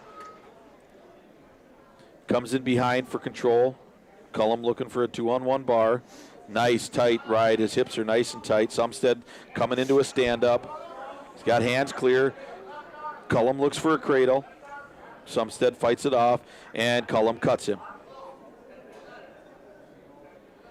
On their feet, hand control for Sumstead. Another nice ankle top single for Cullum. Sumstead with hand control, but Cullum fighting it off. Sumstead doing a good job controlling hands and fighting this off. His leg gets free. Cullum with a deep underhook, overhook for Sumstead. Nice shot by Cullum, countered by Sumstead. Go behind attempt for Cullum, and he gets it for 2 takedown. Cullum again with a 2-on-1 control. Riding hips tight. Roll through. There's a roll through tilt. That's a 2-on-1 bar tilt. Counting for points. I think this is Cullum's favorite tilt. He uses it frequently. He gets his 3 points, breaks the technique, and 3-point near fall awarded. 7-1. 20 seconds left in the first period for Cullum. Sumstead on his side. Cullum again looking for that bar. Sumstead's rolling away from it. Sumstead comes up to his knees and then back down. All right, that'll be the first period. Score 7-1. Carson Cullum over Sumstead from Bertha Hewitt Burndale.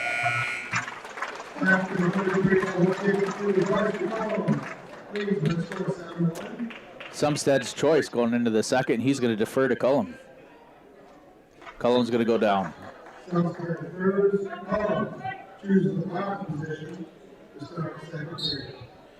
Inside sit out into a switch for Cullum for 2-point reversal. Nicely done, very smooth. Scores 9-1.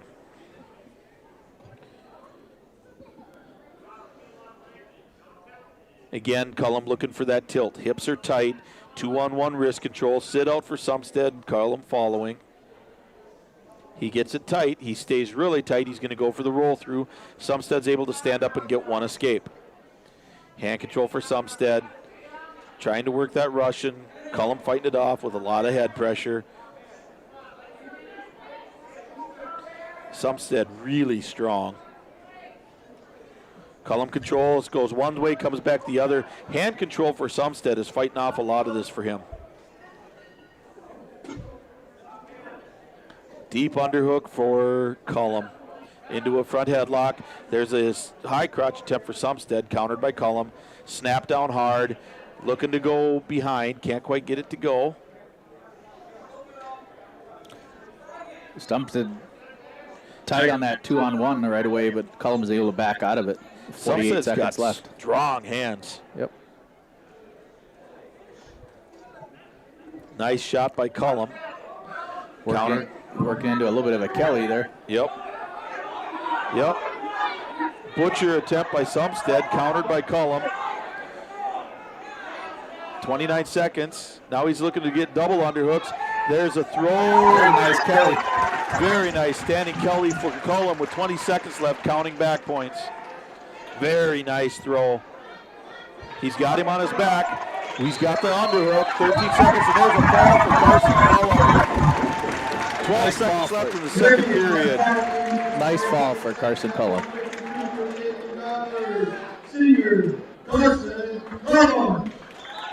Nice match. Carson dominated that one all the way through. That's a big fall for the Gobblers. Brings the team score up to 18-21 in favor of Bertha.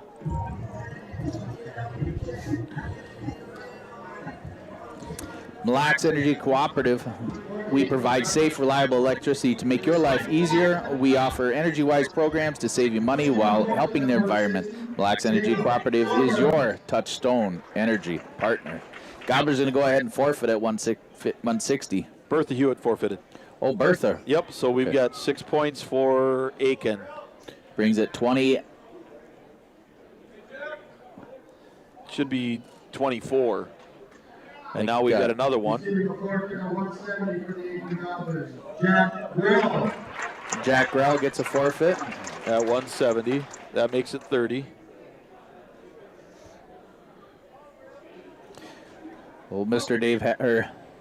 Denny Askamp, faster on them buttons on that scoreboard, faster than he can wrestle out here.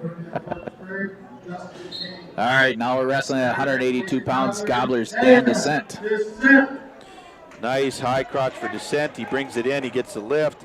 He's got to control here. He's got to bring him down easy. And potentially dangerous. And is this Lincoln Fink? No, I think this is, I guess I'm not sure who it is. If it's Cone, if it's Fink, or if it's Addicts. He's on his hip. There's a takedown 2 for Descent. Stand up for the Bertha Hewitt wrestler. Gobblers lead 30-21.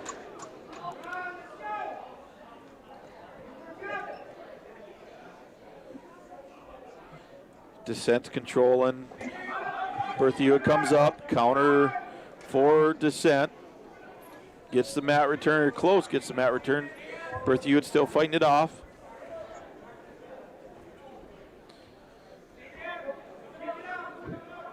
Strong whizzer. And he gets his one takedown. Scored 2-1 in favor of Descent over Bertha Hewitt.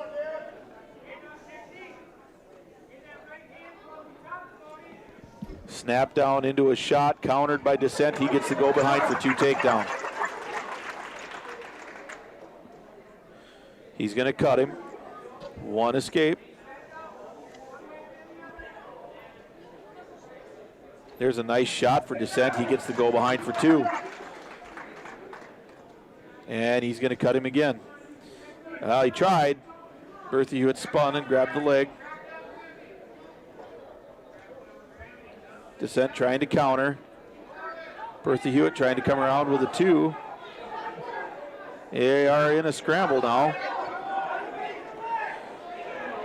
Descent gets a reverse half, puts Bertha Hewitt on his back, and that's a foul on Descent. 7 seconds left in the first period.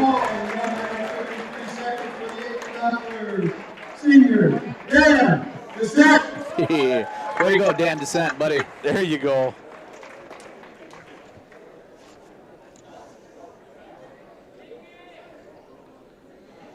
Now we're moving up to 195-pound class for the Gobblers. We should be seeing. Looks like Jacob Esposset's going to come out and get the forfeit. Winning by forfeit at 155, senior Jacob Esposset.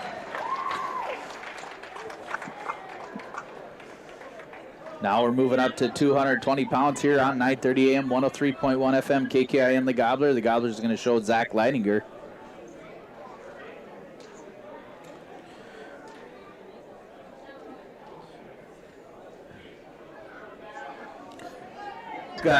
Looks like a relatively another young opponent. Great champ. That'll be ninth grade Braden Champ. Senior Zach Leidinger. Very tight collar and elbow tie for Champ. Leidinger trying to work inside. Snap down for Champ. Leidinger trying to get clear of it. Leidinger tries to throw by. Is able to push his way clear. Gets his own collar and elbow. Gobblers lead now 42-21. Leidinger tries for a headlock. Doesn't get it.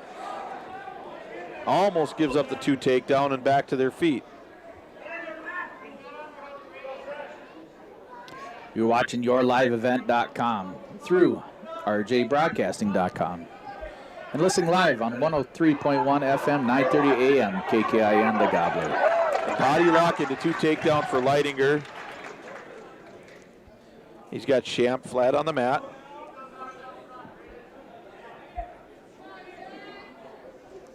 Zach working hard on the left-hand side.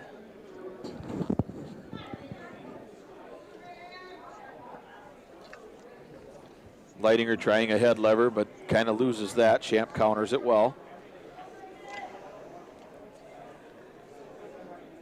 Leidinger trying to roll that wrist. He's got a deep waist in. He's got a deep arm bar in. He's on the wrong side. He's got to control it. Champ's able to get his arm partially back. 25 seconds left here in the first period. Score 2-0. Zach Leidinger. He's got an arm bar in. Champ kind of got that leg hooked. He's not letting Leidinger have it back. Leidinger trying to get outside, but he can't. Champ doing a good job. Now he gets out there. He's got the bar and he's got the wrist. And that's the first period. Score 2-0, Zach Leidinger. Leidinger leads at 220 by score 2-0 after the first period. Leidinger takes both up. The neutral position to start the second period. Tight collar and elbow tie by Champ again. He's trying to work into an underhook. Trying to jack up Zach Leidinger. Zach pushing off. Zach goes into a fireman's. Champ sprawls. Leidinger's sucking it in. Brings it in. And almost gets the 2, but there's kind of a chin throw by Champ. He's got Leidinger kind of on his hip. Leidinger trying to fight back. Got to get his feet clear. No points awarded yet. Leidinger trying to fight it off, but he can't. There's a jump across from Champ. He's got Leidinger flat on his back. Leidinger's trying to fight it off, but that's a really tight reverse half for Champ. And a fall for Champ. Leading by a fall at 249.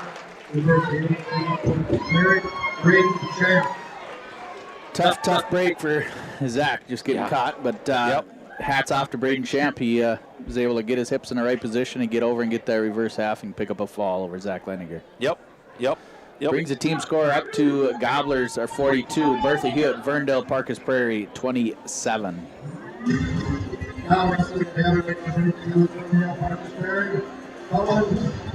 Looks like they're going to send out Nathan Stifter for the Gobblers at heavyweight here. And this is Colin Moeller coming out to wrestle against Stifter. Stifter got hand control and a collar tie. Snap down for Stifter. Moeller a little bit bigger than Stifter. Stifter a senior, Moeller a junior. Yep. Stifter trying to crash and control here. Moeller doing a really good job with his collar tie, keeping Stifter fended off. Stifter returns the collar tie. Can't quite get that collar tie of Moeller off of him.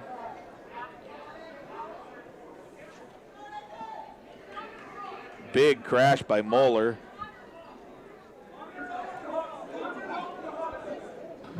We're starting to see a little bit of some crashing going on here.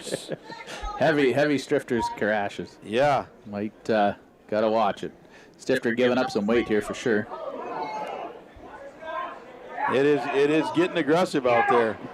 Those crashes look more like heavyweight blows. There's some head rubbing going on behalf of these guys. Moeller's kind of backing up a little bit here. Hand control for Moeller. Stifter's got inside control. Stifter backs him off the mat. Stalling called on Moeller.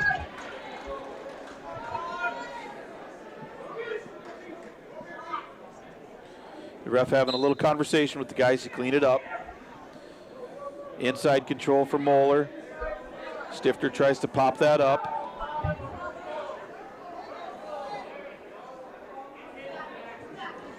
.15 seconds left in the first period, no score. Moeller doing a good job with that collar tie. Stifter trying to fight it off.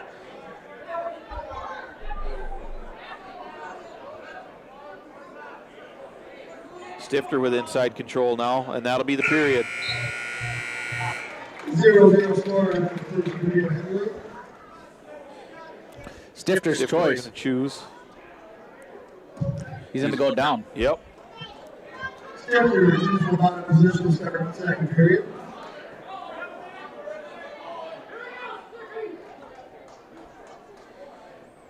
And Moeller's going to cut him. Start the period 1-0 for Stifter. Inside control for Moeller again.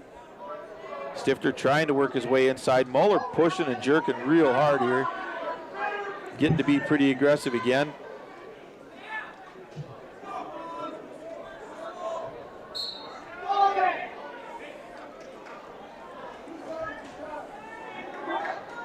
We got lots of pushing and pulling, not a lot of technique here.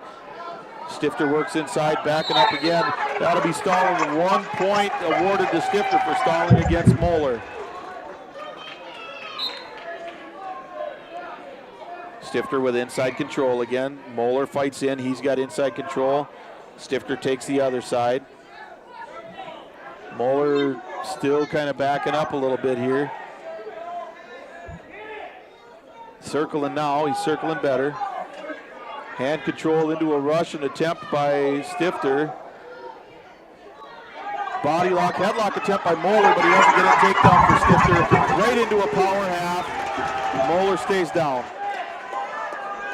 4-0 Stifter. Stifter working into a crucifix. He's got it, taking him over. And there's a foul for Stifter.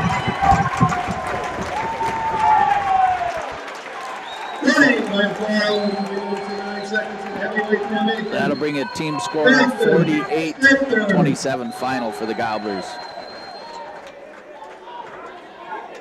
That was a pretty heated heavyweight match here. I wasn't sure if we had all of a sudden gone to a boxing match, or if we had gone to, if we were still at the wrestling match. It was fun to watch because both of those guys were tenacious about it, but a lot of crashing and trying to get in inside position there and hand control and whatnot. Gobblers end up winning 48-27 here for the first match over Bertha Hewitt. Let's go ahead and just do a quick recap here on 930 AM, 103.1 FM, KKIN, the Gobbler.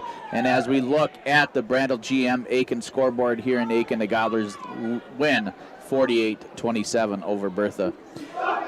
John, as we look at the Gobblers end up giving a forfeit at 106. Jacob Benson-Vick did not wrestle.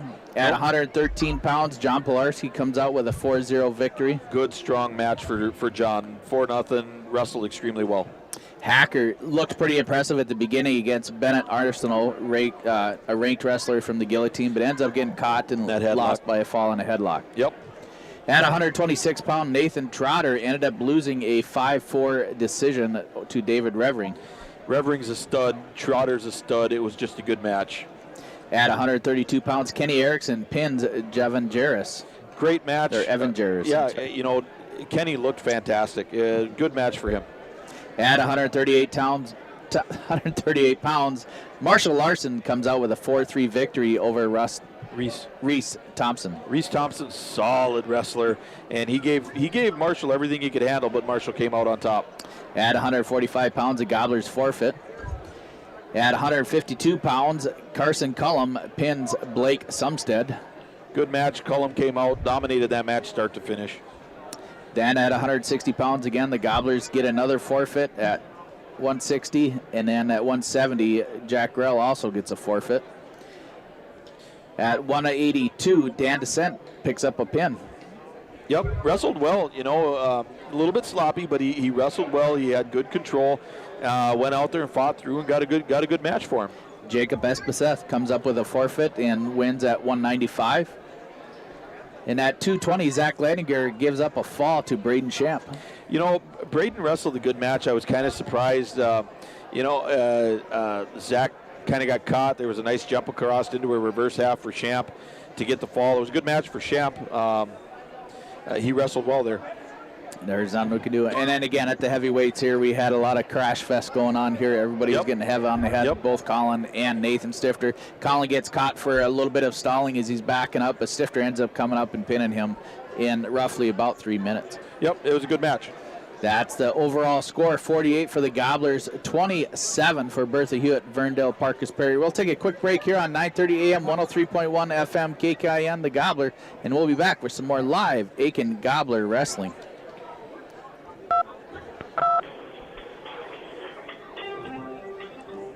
Guide Point Pharmacy in Aitkin is here to serve the people of this community with safe, accurate, and helpful service.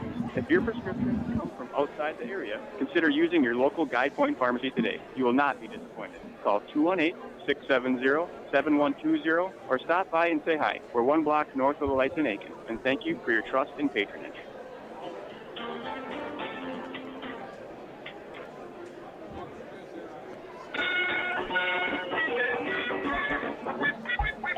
There are many things to consider when buying a used appliance, like reliability. Will it work in the future? Or after a few days, does it sound something like this?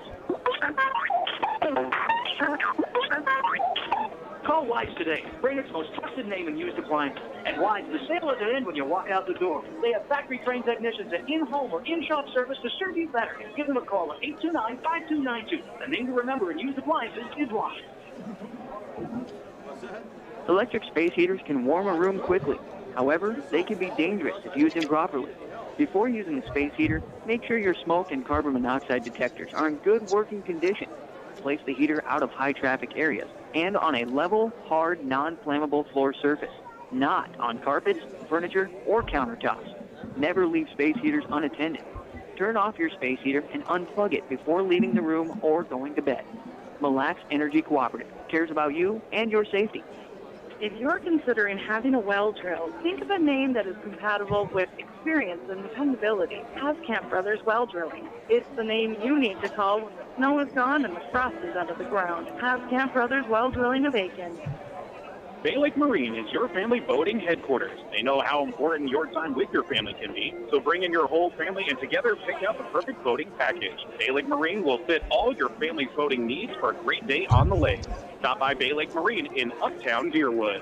Macular degeneration is the leading cause of blindness in people over 65. Dr. Kinzer and Dr. Haight at the Eye Care Centers of Aitkin and McGregor have the technology and experience to detect and manage macular degeneration. If you or a family member has macular degeneration, schedule an eye exam at the Eye Care Centers of Aitkin and McGregor to see what you can do to keep your precious vision. Electric space heaters can warm a room quickly.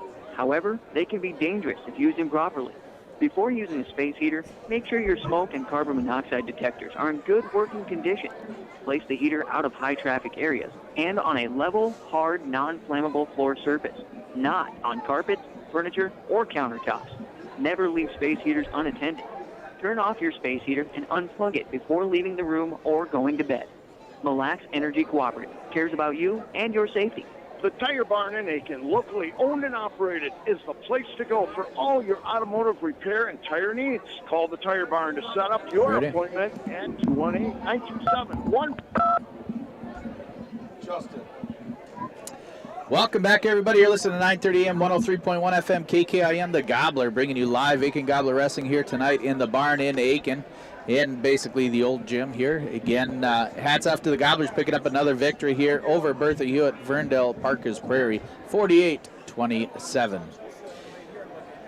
We always want to say thank you again to all of our sponsors every night: Aitkin Wrestling Club, Liljequist Sewer and Excavating, Pine Insurance Agency, the Tire Barn, Cummings Jansen Realty, the Eye Care Center of Aitkin and McGregor, Aitkin Body Shop, Haskamp Brothers Well Drilling, Paulbeck's County Market, Enbridge, Mille Lacs Energy Cooperative, River Oaks Dental, Security State Bank, Bay Lake Marine, Security State Insurance, Guide Point Pharmacy in Aitkin, Randall GM of Aitkin, Riverwood Healthcare Center, Wides Major Appliance, and Dotzler Power Equipment. And also thank you to the big deal sponsors of the night: Randall GM in Aitkin, Riverwood Healthcare Center, Willie's Marine in McGregor, Pizza Ranch in Baxter and Little Falls, Whippler Precast in Pine River, W.W. Thompson Concrete Products in Brainerd, BigDealAuctions.com, Cuyuna Regional Medical Center, Crow Wing Kayaks in Cross Lake, Mille Lacs Energy Cooperative, Advantage Seamless Gutters in Baxter, and Newman Construction in Brainerd. John, let's talk a little bit about this last match here. We got to give out a big deal winner. I was just going to talk to you about that. Now, I have one in my head. You got a lot of stuff in your head, John. I know, and most of it I can't talk about on the radio. I believe so. Anyways, I'm looking at even Marshall Larson basically trying to go ahead and turn that losing streak for the Gobblers coming down at 138 pounds. He comes around and makes a big 4-3 victory over Reese Thompson. But also Carson Cullum coming up with a big fall. We also look at Dan Descent. Dan Descent comes up, picks up a big victory also for the Gobblers. Yep. And see, I'm looking at 132 pounds of Kenny Erickson pulling that fall. We'd lost 2 straight, and I looked at that too as one of those possibles as well. For sure. Kenny was a big deal wrestler for us back on the 21st. Let's go ahead and we'll try to figure out.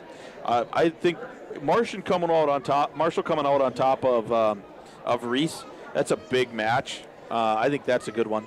All right, so Marshall Larson will be the big deal wrestler for this first match against Bertha Hewitt. And then as we look at Enbridge Energy wrestlers, what do you think about the Enbridge Energy winner of the night? Well, you know what? I'm going to go Daniel. I'm going to go Dan Descent. You know, he came out there, was tenacious with a kid, and went after him. All right, we'll go ahead and give that one to Dan Descent. Enbridge Energy wrestler for that first match will go to Dan Descent. All right. Gobblers give up a forfeit at 106 pounds again. Foley's going to be up 6-0. And then we got now wrestling at 113 is Wyatt Ball. And for Marion, Aitkin Gobblers, John Pilarski. Ooh. Wyatt Wall in deep on a double on Pilarski. Pilarski fighting it off, but has to roll to his base and gives up 2 takedown early on. Big crossface from Wall. Holy cow, that thing came from left field. Big crossface, leg control by Wall. Wall picked up a fall over Olsen in his first match here tonight. Looking for a far arm near leg, but he can't get it. Pilarski fights that off, but that crossface is still present. Leg hooked for Wall. Trying to turn him. Wall running that crossface here. He's still looking for that lift and step. Can't quite get it. Pilarski doing a good job of fighting it off. He's got to clear that hand, though. Wall gets the step through now. Pilarski stays on his base. He's able to get his arm or his leg back.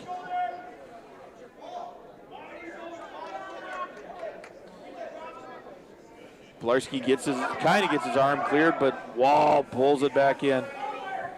And right to their base now. Another crossface for Wall. Pilarski on his feet. Stand up into a switch. Wall has a high crotch in. Pilarski on his hips. He's going to be forced to go to his base. He's trying to pull a stalemate right now.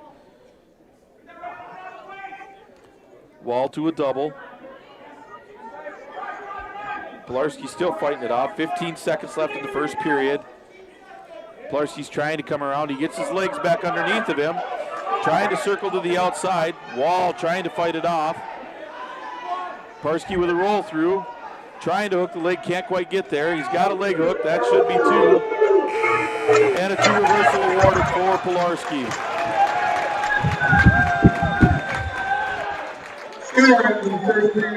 Pilarski ties it up at 113 pounds. Right at the buzzer.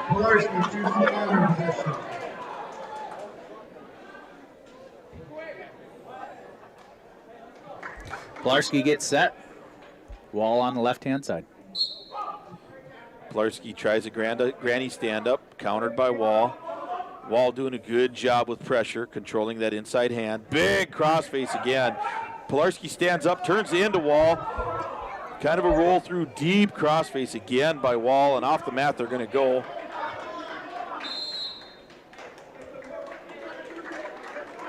That crossface comes out of left field. Jeez, that thing's a hard crossface. Pilarski gets set. Minute 40 left in the second. A little slower start there. Pilarski works his way up into a granny stand-up. Wall's countering. Pilarski's maintaining his base. Wall drops to a single. And he gets the mat return on Pilarski. Pilarski's able to get his feet back underneath of him. Wall doing a lift again. Pilarski's fighting it off. Gets onto a hip. Trying to get into a scramble is Pilarski, but he can't quite get there. Wall has that hip control. Goes to a double. Pilarski on his hip. Official calling clasping. I'm wondering who he's going to call it on here. He's going to call that on Foley. We have a timeout. 1 point for Pilarski for the clasping. Technical violation. 3-2 Pilarski. Inside stand-up attempt by Pilarski into a granny stand-up. He comes up. Wall has wrist control, does a mat return. Pilarski's trying to turn into him. He's got the arms controlled. He's going to get the reversal. And he does. 2-point reversal, Pilarski. He gets a crossface of his own. 5-2 Pilarski. Good technique there by Pilarski to get his 2 points. Control now. He's trying to get the leg hooked. Wall trying to get Pilarski on his hip. He's got hand control, looking at 2-on-1. Wall's trying to come up. He's got 1 foot up, trying to come up with 2. Pilarski goes for a false cradle quickly. He's got it locked up, rolls him through.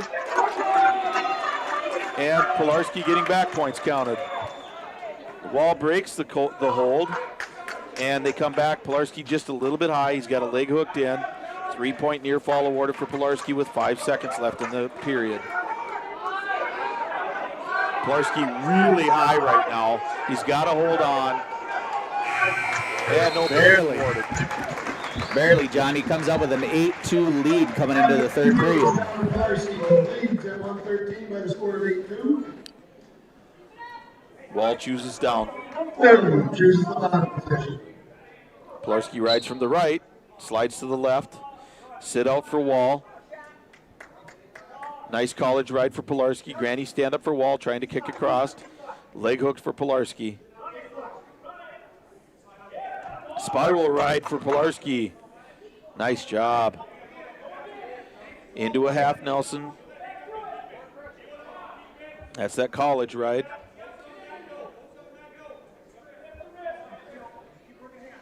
Pilarski with a 2-on-1. Doing a good job with hand control from the top. Yep, looking for the 2-on-1 bar tilt. If he gets the roll through, he does, but he rolls a little bit far.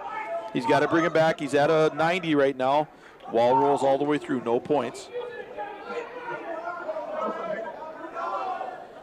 Pilarski has a deep 2-on-1 control.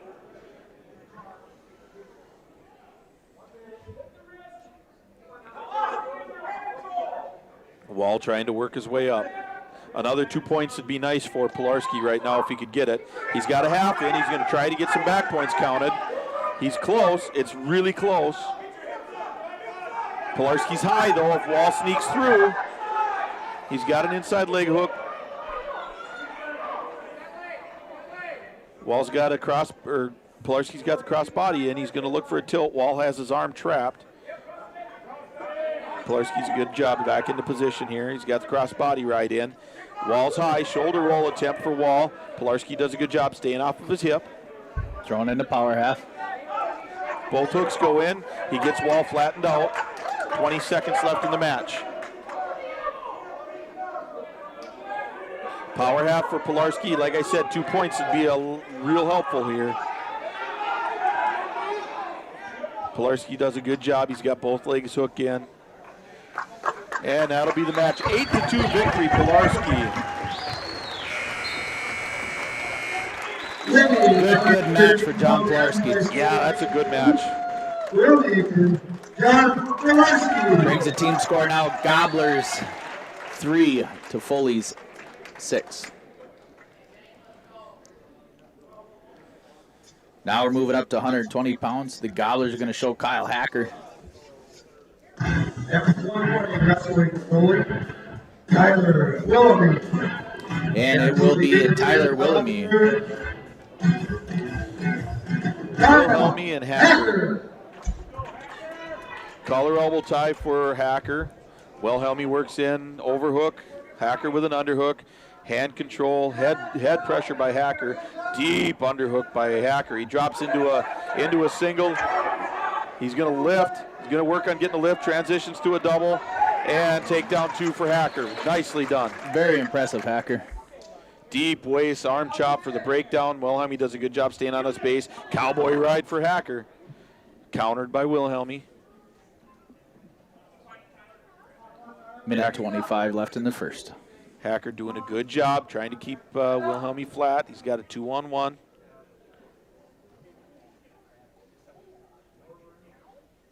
Hacker still got that 2-on-1. They're kind of fighting that control there. Hacker into the cowboy ride, transfers to a nice cross face. Hacker looks for the cradle, countered by Wilhelmy. Hacker's a little high. There you go, Hacker gets him flattened out. He's still got that cross face in, looking for the cradle. Gets him in, almost gets it locked up. He's almost got it locked up. He's got it locked up. He's just got to bring him back now. Just got to bring him back. And he does bring him back into that cradle. That's a tight cradle. Very tight cradle. And a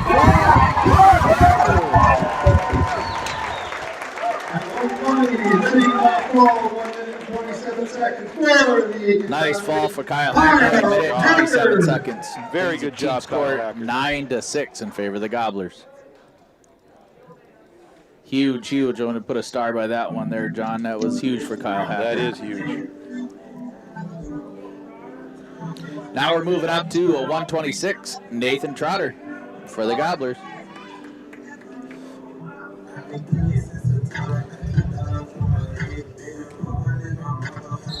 I believe this is Blake Herbst. No, that's the 126 Blake Hawkins. Blake Herbst. Yep. For our very own Lincoln Gobblers. Herbst early high crotch, countered by Trotter, who gets into a go behind for 2 takedown. Herbst came up quick with a mat return for Trotter. Now they're fighting a 2-on-1. Trotter doing a good job. Herbst doing a decent job staying on his base. Trotter still fighting that 2-on-1. Gets a good wrist roll, trying to get Herbst broke down near the edge of the mat. You're listening to 930 AM, 103.1 FM, KKIM, the Gobbler. Off the mat, back to the center they'll come. Trotter looking to the corner for some advice.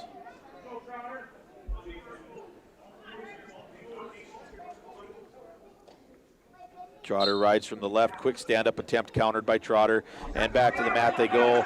Into a crossbody is Trotter, trying to be countered by Herbst. Into a tilt attempt for Trotter, but it doesn't go.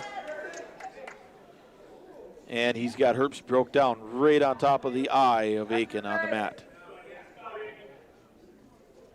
Trotter has a good wrist control. He's rolling wrist, looking for a bar. Herbst back to his base.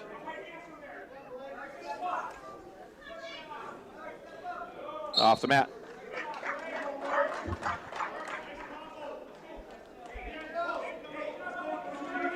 Herbst is going to be down. Trotter's going to ride from the left side. A sit-out attempt countered by Trotter. Trotter's got Herbst flattened out. Herbst does a knee slide, comes back to his base. Trotter with the cowboy ride. Now into a 2-on-1.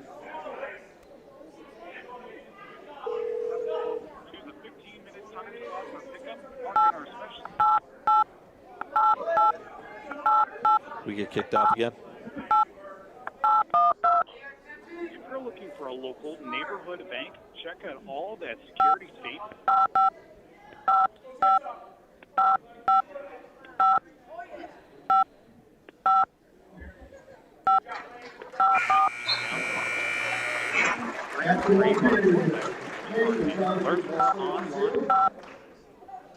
Welcome back, everybody. You're listening to 930 AM, 103.1 FM, KKIN, the Gobbler, bringing you more live Aitkin Gobbler wrestling. Sorry about getting kicked off the air there.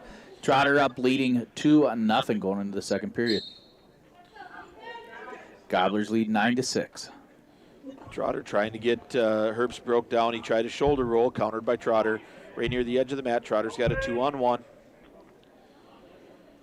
Trotter working hand control. Herbst trying to fight his way out.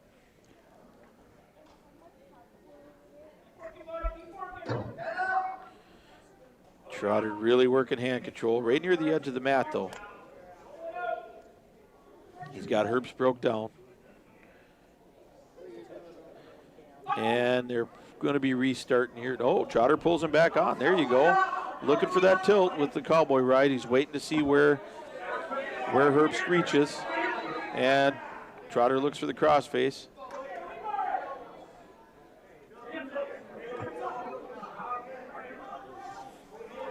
Trotter working hand control. Herbst fighting it off. About a minute left in the second period. Score still 2-0. Trotter's got, again, that cowboy ride.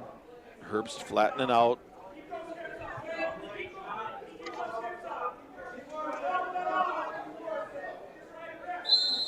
And stalling red. He's calling stalling on Trotter.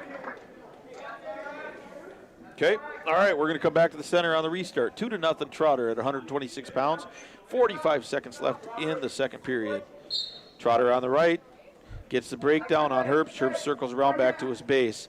Herbst again trying that sit out and gets countered.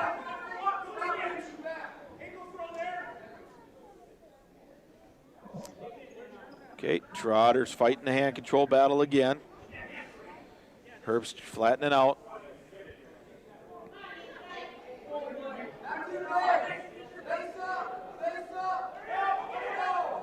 Herbst has, Trotter's got an armbar in, but Herbst comes back to his base. Trotter's walking it, steps around the head. He's got him over. Trotter falls back on the right side. He's got him on his back. He's going to hook the head. He's got back points counted. And we'll have 3 near fall Trotter at the end of the period. Make that 5-0. 5-0 in favor of Nathan Trotter. We're going to the third period. Trotter's going to take down.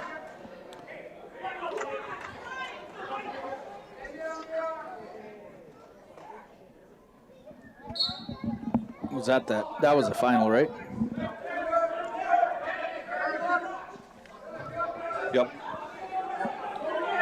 All right, Trotter working his way out. Herbst doing a good job with a deep waist into a head lever. Gets Trotter flattened out. Herbst brings that arm across. Trotter trying to work his way up. Head lever chop there by Herbst. Trotter's on a sit out, trying to work his way out. He's got hand control. He's up to 1, up to 2. And pulled off the mat by Herbst. Still 5-0 Trotter. Minute 19 left here in the third period. Trotter gets set.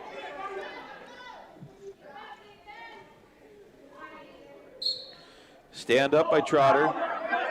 He's got hand control. Herbst has a leg hooked. He does a mat return on Trotter. Trotter in a scramble, goes back to his stomach. He's going to work his way back up. Minute left, 5-0 Trotter.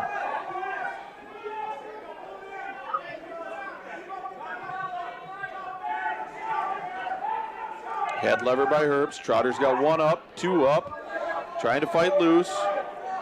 Herbst gets the breakdown. He's got ankle control. Switch by Trotter. He's got to just keep coming around. And he will. He'll come around for 2 takedowns. Beautiful switch by Nathan Trotter.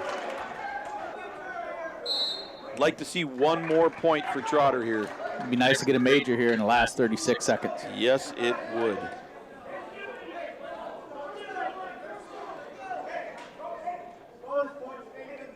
And he's going to cut him. Now he's going to go for the takedown. Yep. Trotter circling. There's a nice shot for Trotter. He's got an ankle top single countered by Herbst. Head control, go behind attempt for Trotter, doesn't go. Herbst controlling the head. Throw behind for Trotter, and that'll be 2 takedown for Trotter, make it 9-1 with 15 seconds left. Trotter's got a leg hook and a deep waist with 10 seconds left. Sit out attempt for Herbst, followed by Trotter. 5 seconds. Herbst trying to stand up, shoulder roll attempt, doesn't go. And that'll be a 9-1 victory for Nathan Trotter. 9-1 major. Major decision. That's another one we should star. That's a big win. Well wrestled. That brings the team score Gobblers 13 to Foley's 6. Now, Tyler Exton. And for Aitkin Gobblers, Kenny Erickson in deep early on an outside single, but a whizzer for Kyler Benson. Erickson quick with a front cradle. He's got it locked up very tight. He's got Benson going over on his back. He's just got to finish. He's got the leg free. He's got Benson on his back. Benson's fighting off of it, but that was very tight. There you go. Kenny's got to get that bar in. He's got to get underneath of that arm, work that leg forward towards the head. He's pushing it through, but he can't quite get it. Now he's got to step across. He's going to walk that around. Working into a double arm bar, but yep. Benson does a good job fighting it off with 1:12 left here in the first period. Erickson still controlling that arm. And he's going to run it right to his back. Benson doing a good job fighting up. Holy cow. 56 seconds left here in the first period. Erickson gets the fall. Fall in 1:08 seconds.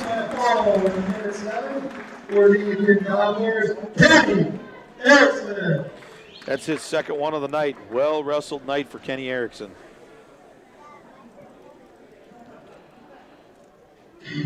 And we got Marshall Larson coming out. Team score right now, Gobblers up 19-6 over Foley. Foley ranked 11th in the guillotine here in AA.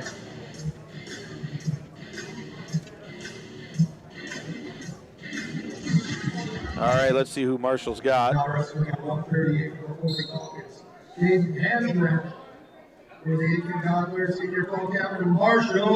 Larson. Okay, Marshall's wrestling Caden Hansmere into a takedown as Marshall early, right near the edge of the mat. And he's going to cut him loose. I think Marshall needs 2 more takedowns for 500. I think.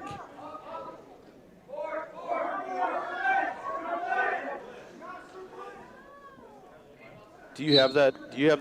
What Yep. he had before the night started? Overall takedowns, he's at Marshall was at 494, so he had I think he had 2 in the first match, and he's got 1 here, 2 here, or 1 here. He's got 1 here. So he's close to 150 wins. Yep, he's close to 150 wins and close to 500 takedowns. Okay, I think that's 499 right there. Gets a high crotch. Now he's going to get that work for that tilt. Hansmere doing a good job staying on his stomach.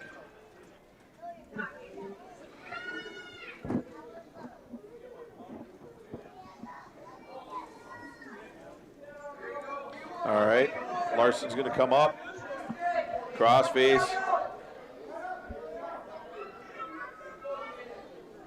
Another cross face. I think Marshall's looking for the cradle here to finish this thing.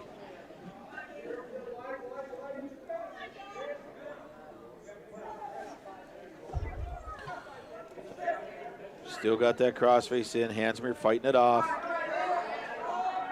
Marshall on the right side looking for the cradle. He's got it locked in. Roll through into the cradle. Got a nice tight cradle. And there it is.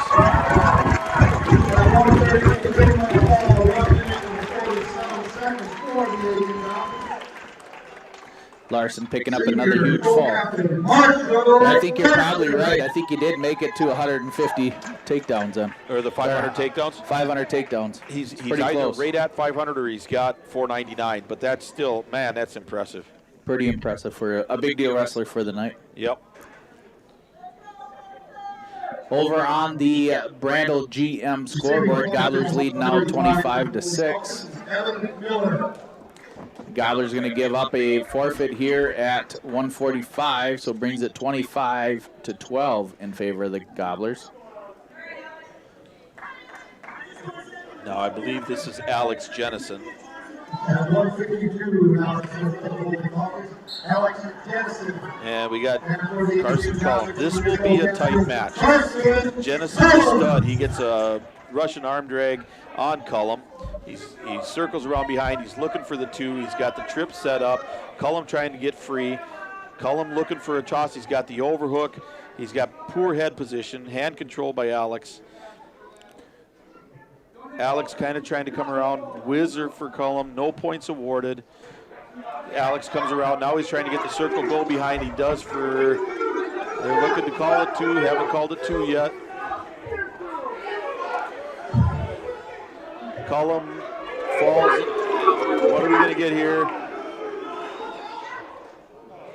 Cullum, and they're going to say, oh, off the mat, no points. That was quite a scramble there. Yes, it was.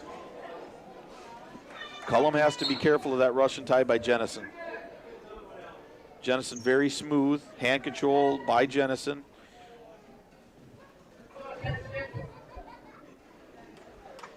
Cullum trying to keep him off of him. Head control by Jennison, very heavy head control into a high crotch attempt, does not go. Cullum has an overhook and underhook. Now Jennison's trying to circle around behind again, trying to get the slide by. And 2-point takedown awarded, but Cullum back to his feet, pushed off by Jennison. One escape.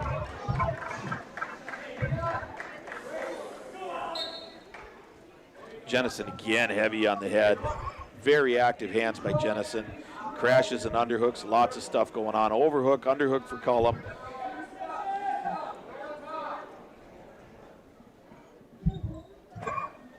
Both guys posting. Jennison, lots of head pressure, counters. Cullum's a little slide by. Overhook by Cullum. Cullum's going to have to match Alex Jennison's intensity right now. Russian tie attempt by Cullum, countered by Jennison. Jennison tries to do a slide by, underhook for Cullum. Tries the headlock, does not go. Countered by Jennison and no points.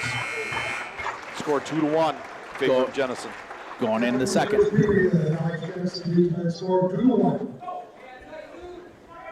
Jennison keeps the bottom position to start the second period. Jennison is set. Carson on the left. Jennison right up to his feet right away. Yep, Granny stand up. He's got good hand control and he's loose. 3-1.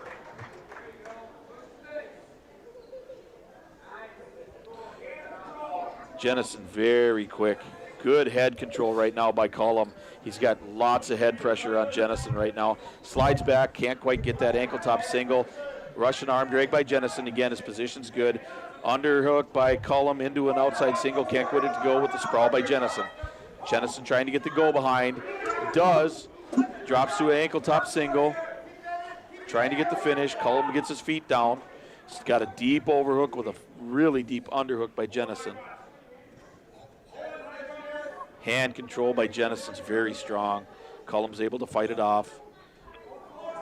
Nice single attempt by Cullum, but they're right at the edge of the mat and off the mat.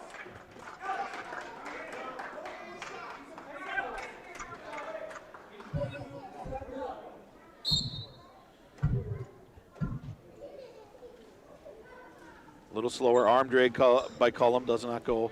Nice high crotch by Cullum into a double. Comes around and gets his 2 takedown. ties the match at 3. 48 seconds left. Quick stand-up attempt again. Alex Jennison coming up. Jennison gets free, 4-3.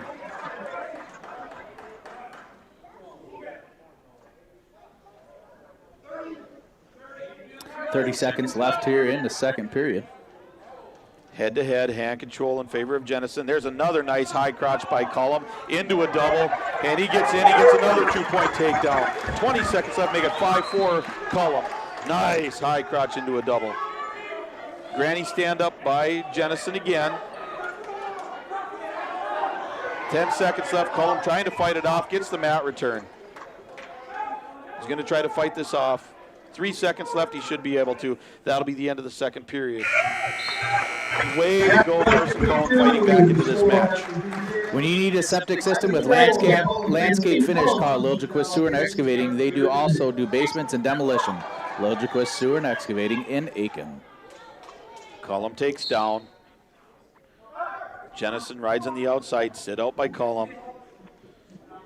Deep waist by Jennison, trying to work a bar. He's got lots of pressure. Cullum has his hands loose, working his way up to his base, into a stand-up. He's up. Mat return attempt by Jennison does not go, and Cullum's free, 6-4. Cullum with hand control. Got an underhook, head snap for Cullum, into a double. In deep on Jennison. In deep on Jennison, he just needs to finish. Just needs to finish. You're listening to 930 AM, 103.1 FM, KKIN, the Gobbler. Stalemate, we're going to come back up. That was a close one there for Cullum. Minute 15 left. Cullum with a push-off. Trying to get position there. Overhooks, inside bind for Cullum, hand control. Jennison trying to work inside. Pressure for both wrestlers. Nice outside single for Jennison. Good sprawl by Cullum, using his line defense. 50 seconds left. He's going to hold back. Nice line defense by Cullum. He's got his hips in hard. Jennison coming up, though. Cullum working on his counter. Jennison wants to come out. Jennison's coming out, and that's a 2 takedown for Jennison with 30 seconds left. Cullum needs to come up. He's got one inside leg. He's up. Tied at 6. Right near the edge of the match was Matt with 20 seconds. Cullum's up, but no points. 19-7 left here in the third period. Cullum is in the down position. Cullum's going to have to move first on the whistle here, Lance. And he's up, and that's a big counter by right into a possible scoring position here for Cullum. He's got Jennison on his back. Officials saying no. 5 seconds, counting back points. And Cullum's going to win that match with a score of 10-6. At 152 pounds, Carson Cullum picks off the victory, 10-6 over Alex Jennison. Brings a team score over there on the Brandel GM scoreboard, 28-12 in favor of the Gobblers. Huge win. You're listening to 930 AM, 103.1 FM, KKIN, your home for Aitkin Gobbler Wrestling. Lance and John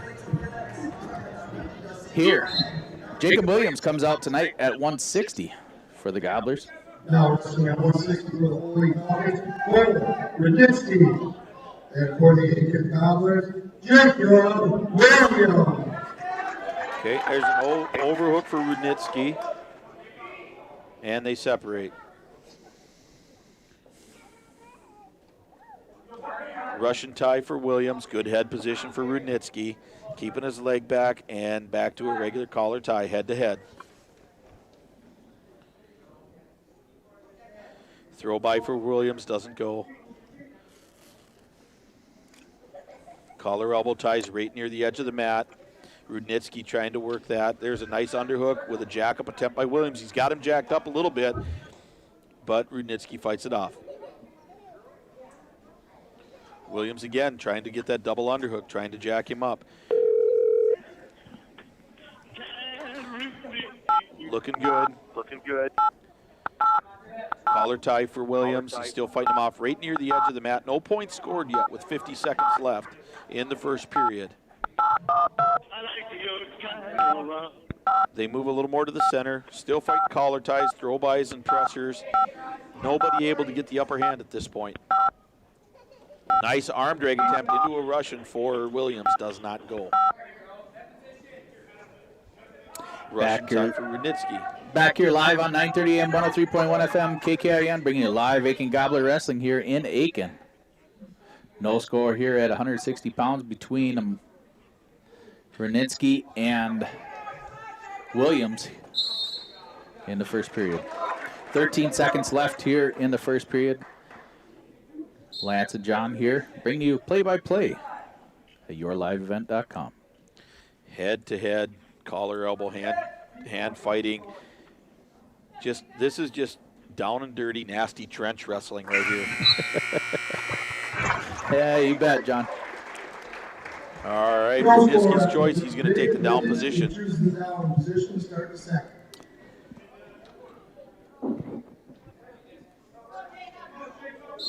Williams on the left, switches to the right. Granny stand up for Rudnitsky, and he gets it. Williams lets him go.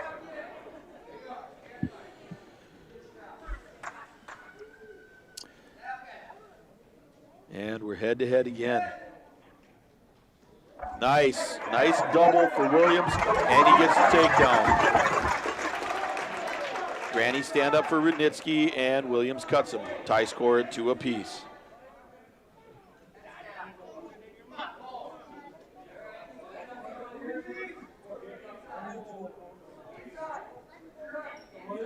They are head-to-head again. We've got that trench wrestling going on. Nothing hurts worse than that guy rubbing his forehead right into your forehead. Russian tie by Rudnitsky, underhook by Williams. Off the mat.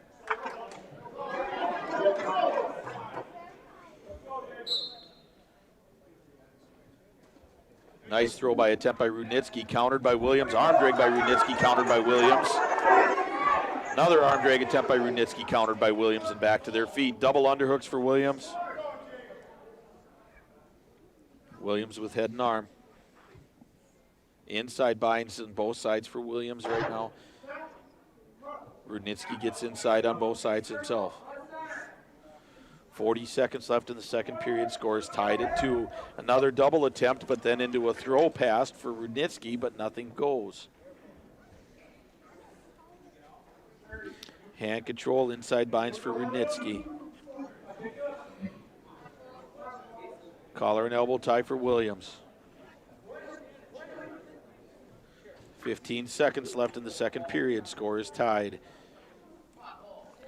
Right near the edge of the mat. There's a double for Williams. Body lock. Mat return for 2 takedown for Williams. Right at the end of the period. Score is 4-2 crossbody for Williams. That'll end the period. Beautiful, beautiful, beautiful shot into the body lock for Williams. Williams takes a down position going into the third period, leading 4-2. You're listening to Lance and John. You're on 930 AM, 103.1 FM, KKIN, the Gobbler. Also a huge shout out to Maddie Winter for running the camera today here at yourliveevent.com, brought to you through rjbroadcasting.com. How you doing over there, Maddie? There she is. She's awake. She's nervous. All right, Williams wrestling off of his knees. Rudnitsky got hand control. Williams trying to come up to his base. He's got both feet, but he's got his head on the mat. He comes up, cradle attempt by Rudnitsky. Williams comes up, he's got both feet on the mat, and that's a 1 escape. We'll call it 5-2 in favor of Williams with a little over a minute left in the match. We are head-to-head. Rudnitsky trying to get that takedown. Williams posting out. There's a nice double for Williams in a shot. He brings him up off the mat with a whizzer. Goes Rudnitsky. Well countered by Rudnitsky. Quick with that whizzer. Collar and elbow tie for Williams. Head to head. Both guys standing right straight square in the middle of the mat. Good pressure. Yeah. Also another shot by Williams almost there. Thought twice about it. There's a high crotch for Rudnitsky, but a go behind for Williams to give him 2 more. We'll call it 7-2 with 30 seconds. Williams cuts him. There's another double for Williams. He's going to go to a body lock. Can he get it? Can he get it? He does get the takedown. Are they going to call it? They have to call it. There's a 2 takedown. Off the mat. We got 9-3. Williams is going to let him go. 9-4. Fakes the shot. Now he's looking again. Rudnitsky has an overhook. 10 seconds left. Looking for bonus points here. Rudnitsky fighting it off. Crashes. Overhook and an underhook for Williams. 2 seconds. We're not going to see it. Another huge match for Jacob Williams. 9-4 victory here at 160 pounds. Good win, good win. That'll take our team score to, does that take us to 31 or were we already at 25? Should go up to 31-12. 31-12. All right, we got Jack Grell coming out here at 170 pounds. Over there on the Bradle GM scoreboard, 31-12 in favor of the Gobblers. And this is going to be Zach Jennison. Another Jennison. This feels like a Staples roster. Underhook attempt by Grell. Jennison with a high crotch attempt. Front headlock by Grell. Snap down. Lots of power there by Grell. Trying to get the go behind. He's got an angle. He's got the ankle, and he gets a go behind for 2. Sit out for Jennison. And Grell cuts him. 2-1. There's a double for Grell. He's in, but it's being countered well by Jennison. Grell transfers to a single. Good pressure by Jennison. Grell's got to turn the corner. He's got to turn the corner. Sucks it up. He's coming up. Jennison trying to put his pressure on the head. Wow. And Jennison comes up, switches to the other leg, circles around. He's got the leg hooked. Almost got the leg hooked. Jennison fighting off really well. Grell's coming up again. Jennison fighting it off. Jennison trying to come around. Grell's coming around. Cross faces in.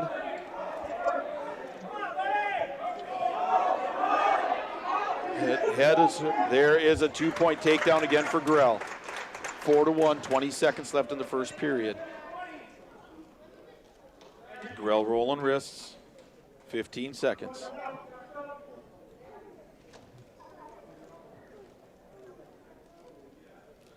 And that'll probably come to an end of the first period there.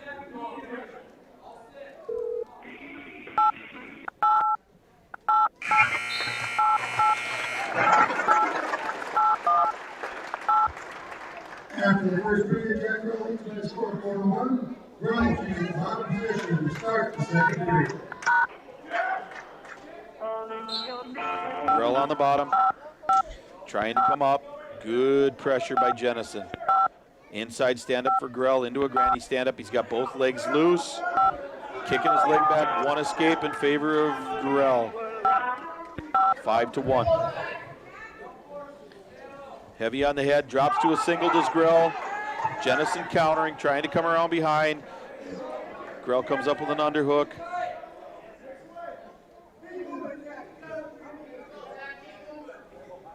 (31-12) in favor of the Gobblers. 5-1 in favor of Jack Grell.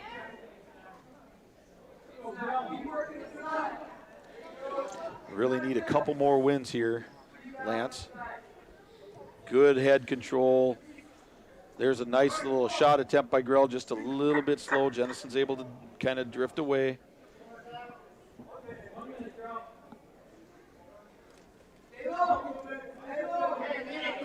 Nice throw by Grell, countered by Jennison.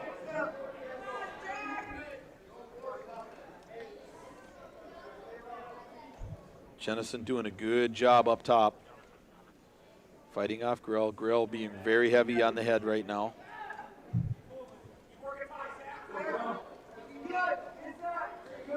Boy, Jennison doing a good job with that inside collar tie. Head to head.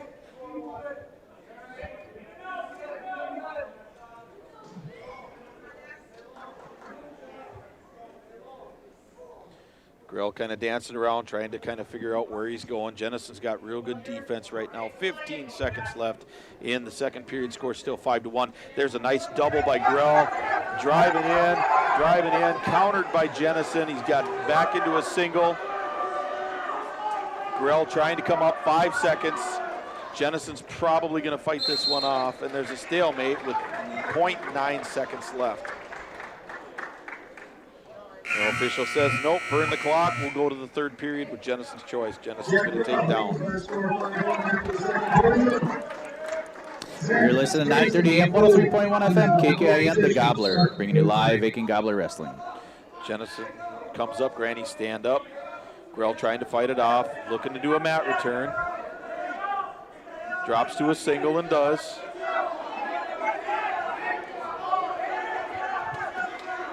Jennison fights it off, and he gets a one escape.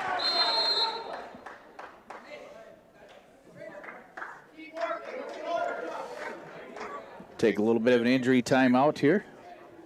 Aitkin Wrestling Club would like to thank everybody for getting their support of Aitkin Gobbler Wrestling on the air. Aitkin Wrestling Club provides and helps wrestlers with equipment.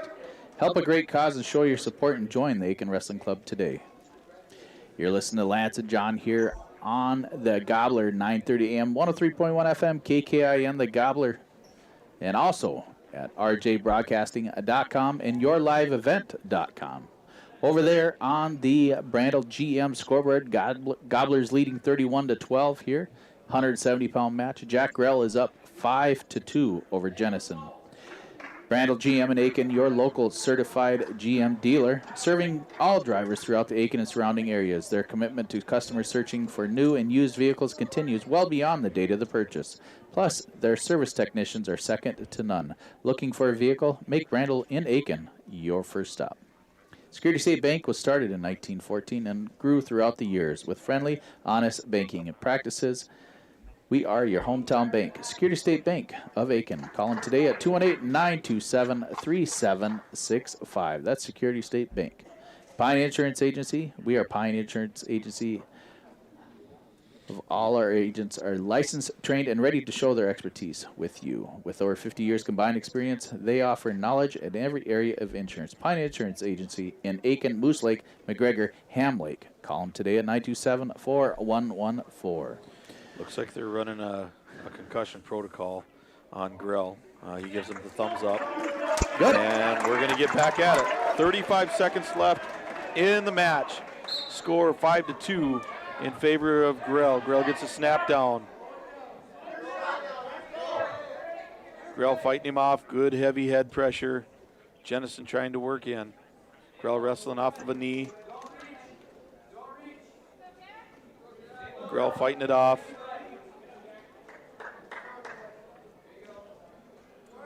We got a minute and 14 seconds left.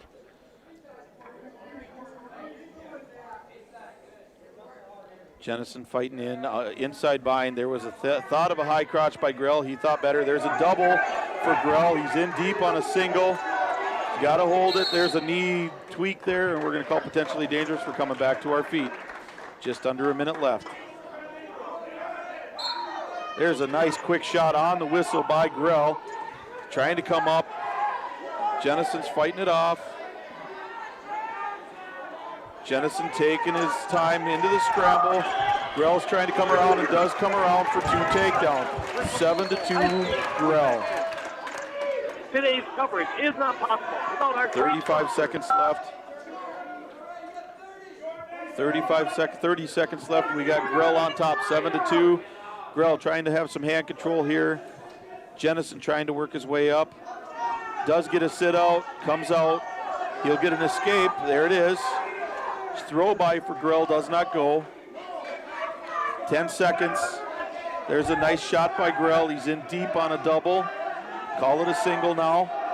Trying to get the go behind, 5 seconds.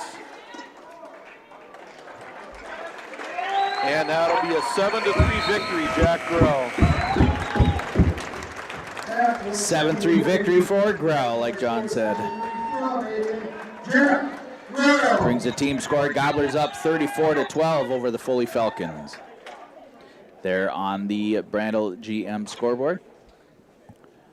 Now, wrestling at 182 for the Foley Falcons.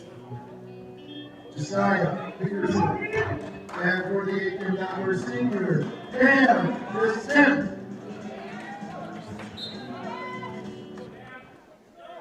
All right, Dan Descent out against, who did he call? Josiah Peterson. Josiah. 10th grader, Josiah Peterson. Descent in on a shot, countered by Peterson.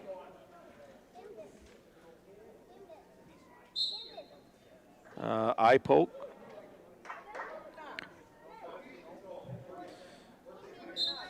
And we'll restart. There's a high crotch, countered by Peterson. Got a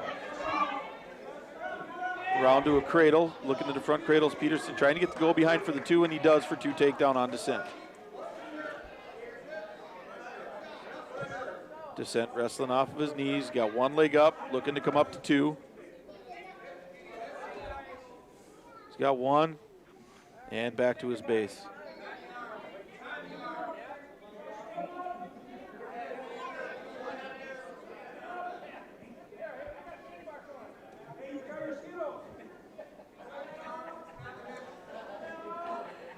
All right, not much happening.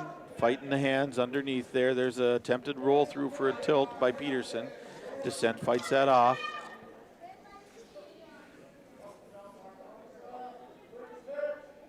Hand control by Peterson. Descent's trying to fight it off. Descent trying to clear those hands. A lot of pressure by Peterson. Yeah, yep. Descent still trying to come up. He's got his hands loose. There's an inside foot. Trying to get that inside stand up. Can't quite get it to go. Deep waist by Peterson. 20 seconds left. 15 seconds left. Head lever by Peterson. There's a sit out attempt by Descent. And out of bounds, maybe? Not quite.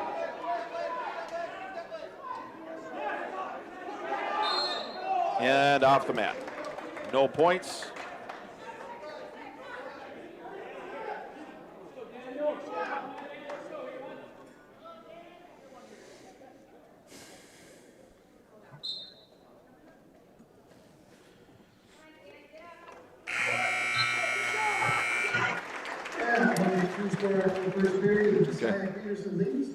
All right, Peterson's decision, he defers. Descent is going to take neutral position.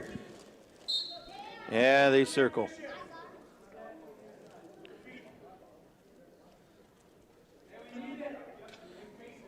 And they circle. There's a fake there from Descent.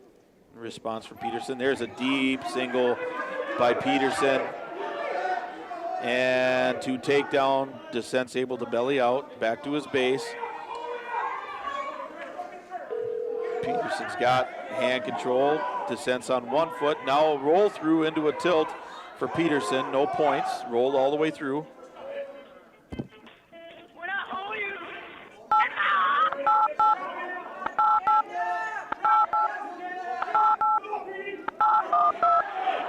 That's a bar for Peterson.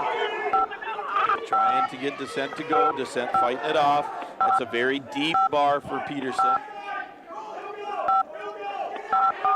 And an attempted roll through for Descent, but he can't quite roll all the way through. Peterson trying to come back. Fall for Peterson. Presentation on RNA Broadcasting. Thank you for joining. Dan Descent loses by fall here at 182. Brings the team score now. Gobblers up 34-18. Moving into the 195-pound match. Zach Leidinger for the Gobblers. All right, we got Zach, and I think this is going to be. Now wrestling at 185 for Aiden Mikulski. Aiden Mikulski. Head and arm collar tie for Leidinger. Lots of pressure for Leidinger. Big snap down for Mikulski, countered by Leidinger.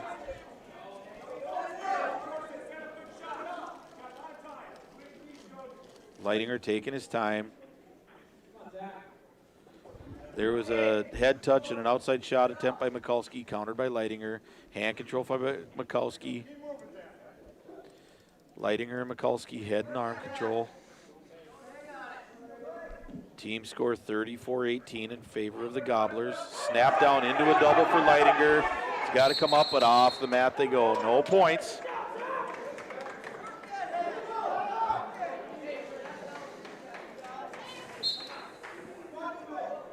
There's a snap down and a shot attempt by Mikulski. Underhook by Leidinger. Underhook and an overhook. Snap down into an arm drag for Mikulski with 2 takedowns. Mikulski rolls the wrists. Leidinger back to his base. Working to come up into a stand-up. Hand control, he's up. Hands are loose and away he goes. Score 2-1 Mikulski. There's a duck under attempt by Mikulski, countered by Leidinger. Zach doing a good job blocking the collar tie.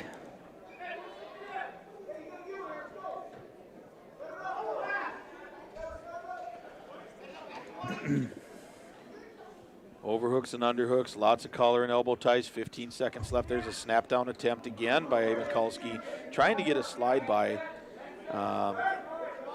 Lots of crashing, some inside bind stuff by Mikulski. Now he's got an overhook. Leidinger fighting it off. Leidinger looking for his own stuff. End of the first period. 2-1, Mikulski going into the second period. Mikulski's going to take down. Mikulski takes the bottom position.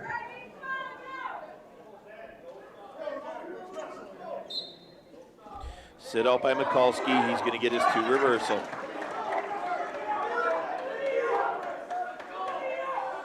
Leidinger working his way up. Mikulski a little high. Leidinger comes all the way up. Hands are free. There's a mat return for Mikulski. Leidinger needs to work his way back up. He's on his base. Hand control. 1 leg, 2 legs. Cross body for Mikulski on their feet. And Leidinger's free. 4-2, Mikulski.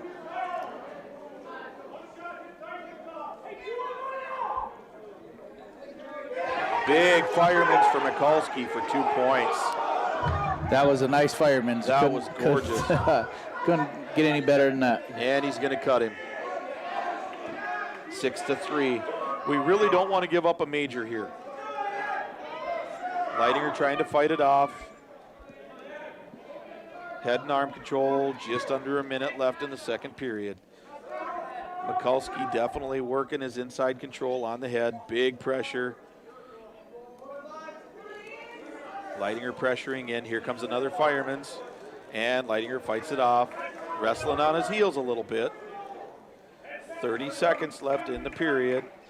Score 6-3 in favor of Mikulski.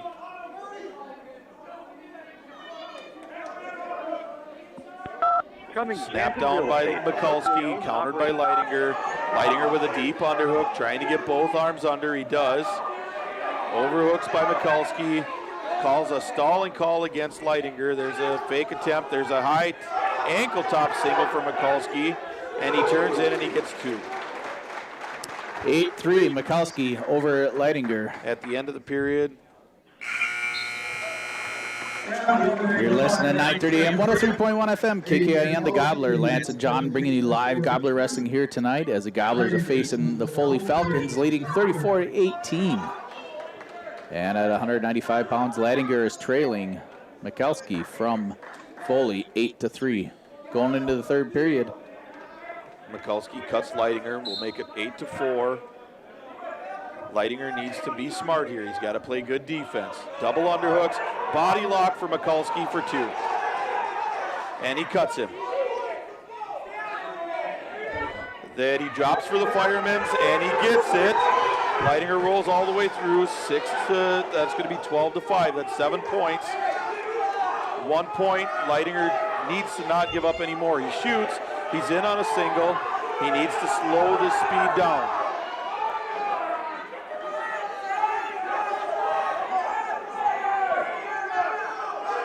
Leidinger, and he gives up the 2 goal behind.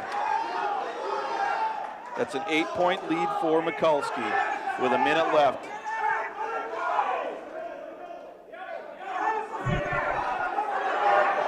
Leidinger trying to come around. He's got a single, and he's trying to work his way up, and a stalemate called. Minute left here in the third period. A stand-up saves the 4-point decision.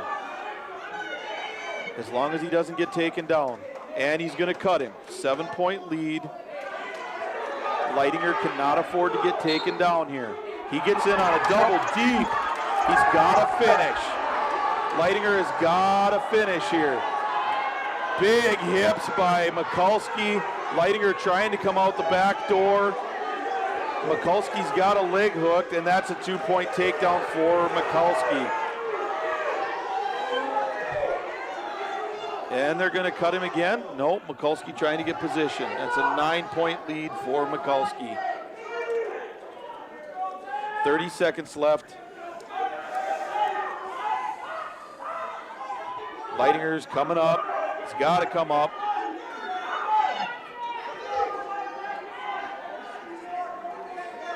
Leidinger trying to work his way up. He's up to his feet. Mat return for Mikulski. 10 seconds.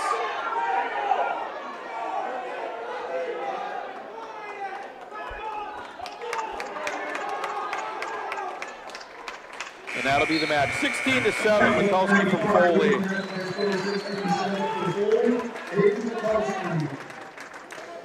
That'll bring the team score Gobblers up now 34-22 going into the 220-pound match. What was that final score? 16-7, right? 16-7 in favor of Mikulski. All right, we got Nathan Stifter and Colton Rothfork. They meet smack dab in the middle. Crash there from Stifter. Big, heavy collar tie for Rothfork. Throw by for Rothfork. Stifter with a collar tie. Leaning in. Russian tie for Rothfork. Big crash from Rothfork. Hand control from Rothfork.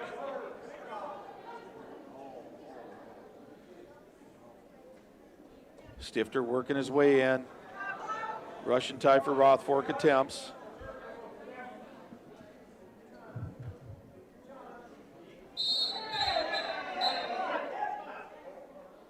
That's going to be a 1 point for illegal move against Rothfork. Unsportsmanlike conduct. That's 1 point for Stifter. They come hard again against each other. Right smack dab in the middle of the mat. There's a headlock attempt. Stifter slides by. He's got the underhook. And he's got the 2 takedown. Rothfork fights off of his back. No back points, takedown only. Stifter cuts him, lets him go. Score 3-2, 3-1.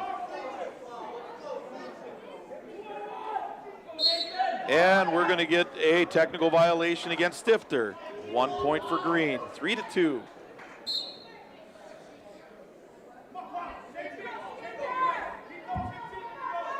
Russian tie for Rothfork. Pushing Stifter towards the edge of the mat. Stifter's able to circle away from it.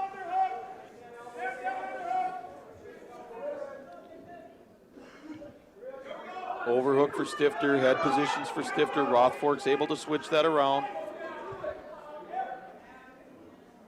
Russian tie for Rothfork. Stifter circling, trying to fight away from it, and he does.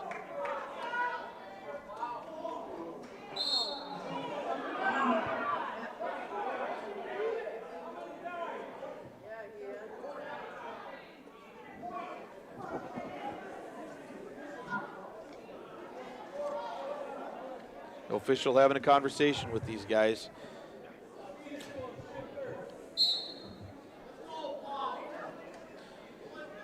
Collar elbow tie for Stifter. He's got an underhook. He got the pressure down and off the mat.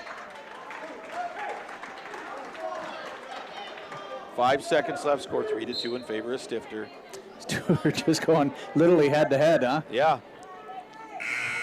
That's the end of the first period. 3-2 in favor of Stifter going into the second period. Looks like we're going to have a little bit of blood time here. So River Oaks Dental is a locally and family-owned operated practice that dedicates to ensuring you receive the complete dental care you deserve. They strive to educate and inform all their parents and parents of child patients so that they fully understand their dental process and they can take and give you the perfect smile. Make your next dental visit with River Oaks Dental with locations in Aitkin and Crosby. John, the Gobblers really need to pull off this match for sure. This is a transitional match for the Gobblers to close it out over the Foley Falcons. So where we stand right now, Foley needs to get two falls in the last two matches to win this match. Correct. And, you know, we're looking at, it'd be 34-34. I'm not sure where we're at with the tiebreakers. I haven't been able to look at it yet. It'd put us 34-34. That'd put the issue in question. If the next two matches, one of those guys makes it through without getting pinned, Gobblers we pull win. it off. Yep. I would rather take the issue out of question totally and have our guys win these matches, but I've not yet seen Craig Ashton come around there yet. I've not seen him yet. I see him. Okay, head-to-head right in the middle of the mat. Start of the second period, scores 4-2 in favor of Nathan Stifter. Rothfork trying to work around, Stifter trying to work around. They are right smack dab in the middle of the mat. Underhook for Rothfork. Overhook for Stifter. Rothfork trying to jack him up. Stifter needs to get his hands inside. Rothfork with head position and hand position. Rothfork looking for a headlock. Stifter did a good job getting off to the side there. Lots of head pressure by both these guys. Rothfork trying to peel it off. Shucks Stifter past.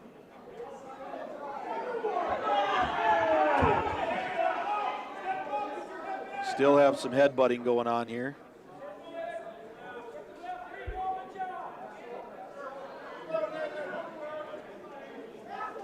Right at each other and off the mat.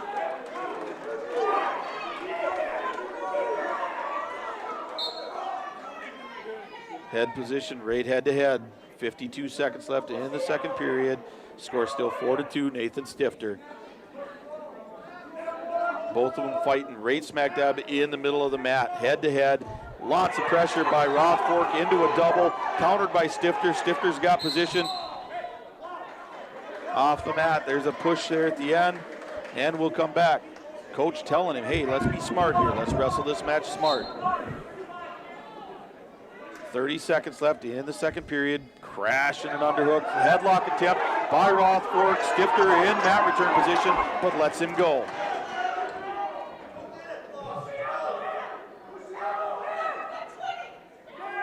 Coach telling him, keep your elbows down, don't let him have it.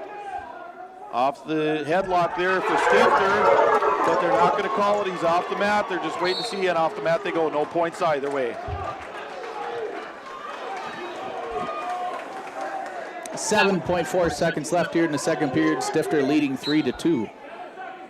Hand control, head-to-head, right in the middle of the mat. That'll end the second period. Scores 3-2 in favor of Stifter. We had a point adjustment there. It's actually 3-2. Stifter's choice. He's going to go down.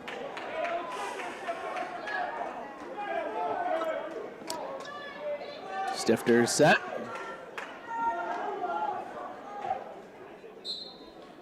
Stifter, granny stand up. He's got both legs.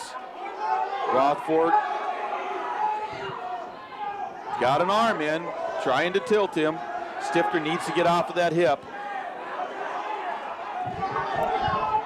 Stifter needs to come up. He's got one knee. He's got two knees. He's got to come up. Stifter's got to come up and out here. There's going to be a half. Looking for an arm bar is Rothfork. slides back behind. Stifter's got hand control. He's got 1 foot. Almost got 1 foot. Got to get up. Got to get up. There's an armbar in for Rothfork, but Stifter's trying to fight it off. Got it in. Stifter's flat. He's got to work his way back up. Armbar for Rothfork. Stifter's going. Timeout with the local high school sports action.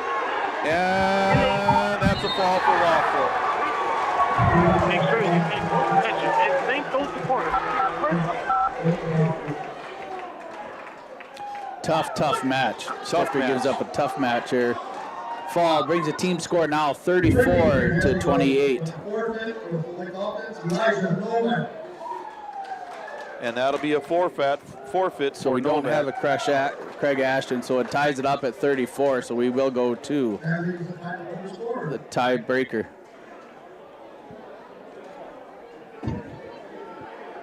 I believe Aitkin wins this because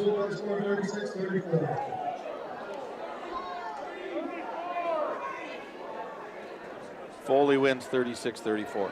I take that back. It shouldn't be 30. No. Oh, there's 28. So it should be 34 or 34. Yeah.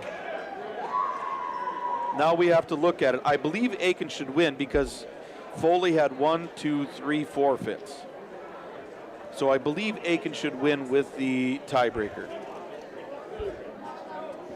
1, 2, 3, 4, 5, 6, 7, 8 victories for the Gobblers. Yep. So I believe that Aitkin should win this.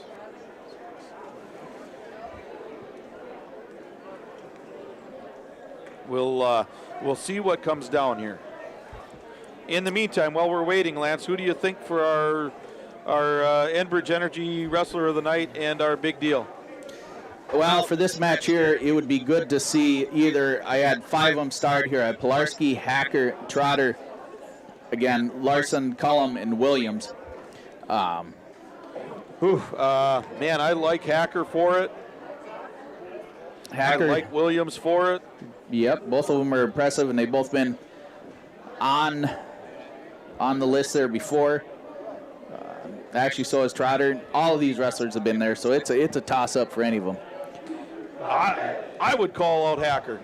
I would call out Kyle Hacker. All right, Kyle Hacker picks up a nice fall at 1:27 seconds there for the Gobblers.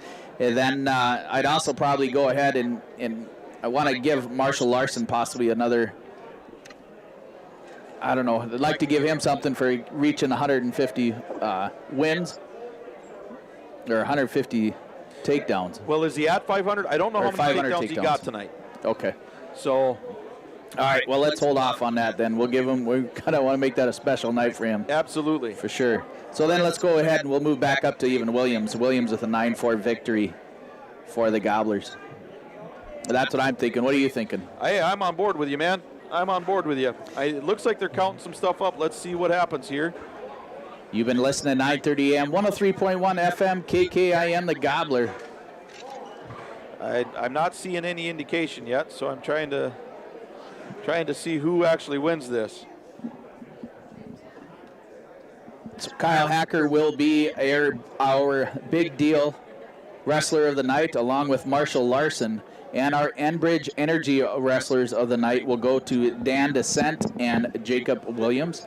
You've been listening to 930 AM, 103.1 FM, KKIN, the Gobbler, bringing you live Aitkin Gobbler Wrestling here on 930 AM, 103.1 FM, KKIN.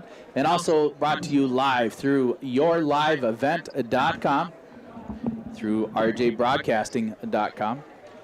I want to say thank you to John Klein for joining me tonight, and along with Maddie Winter running the camera here in the gym, which is super awesome. Again, we always want to say thank you to all of our great sponsors: Aitkin Wrestling Club, Logiquist Sewer and Excavating, Pine Insurance Agency, The Tire Barn, Cummins Jansen Realty, the Eye Care Centers of Aitkin and McGregor, Aitkin Body Shop, Brandel Motors in Aitkin, Haskamp Brothers Well Drilling, Paulbex County Market, Enbridge, Mille Lacs Energy Cooperative, River Oaks Dental, Security State Bank, Brandel Bay Lake Marine, Security State Insurance, Guide Point Pharmacy in Aitkin, Riverwood Healthcare Center, Wides Major Appliance, and Dotzler Power Equipment. And again, our Enbridge Energy wrestlers of the night were Jacob Williams and Dan Descent.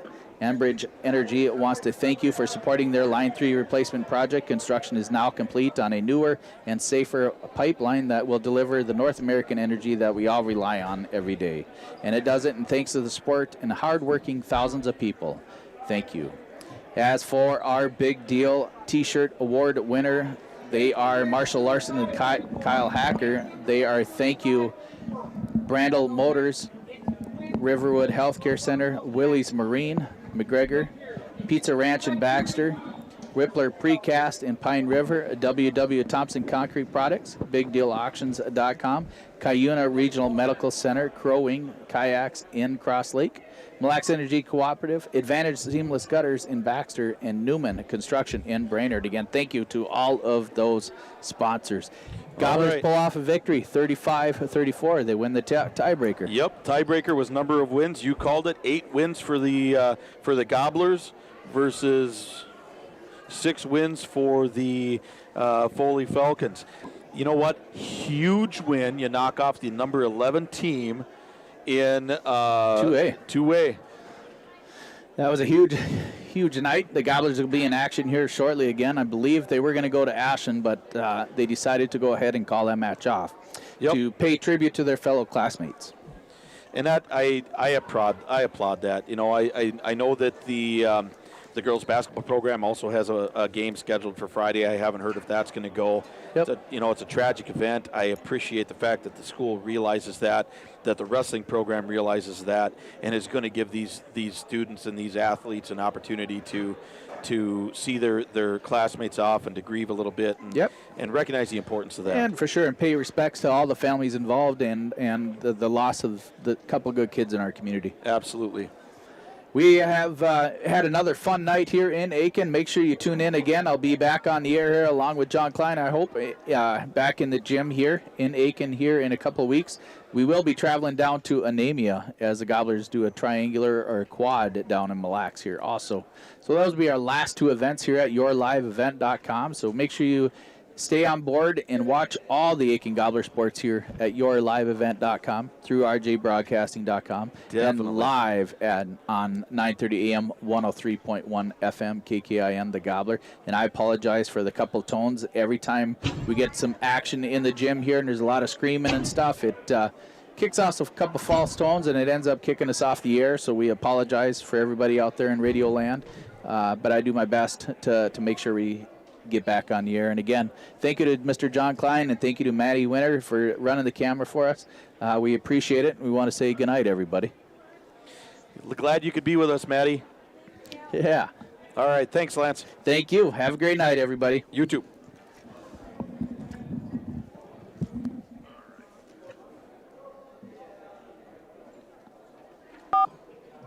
This has been a local sports presentation on R&J Broadcasting. Thank you for joining us. And again, thanks to all of our great sponsors. You can check out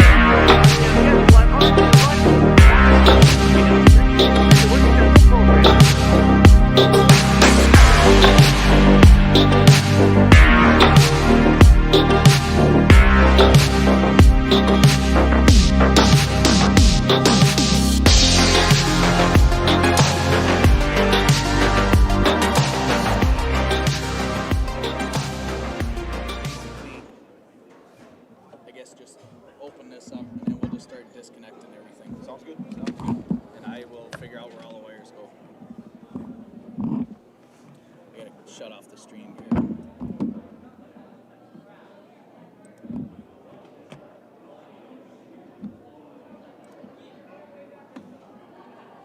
We had close to 100 listeners out there, or 100 people. Listeners? Yeah. Cool. 86. Cool. At one time. Oh. 87. Cool.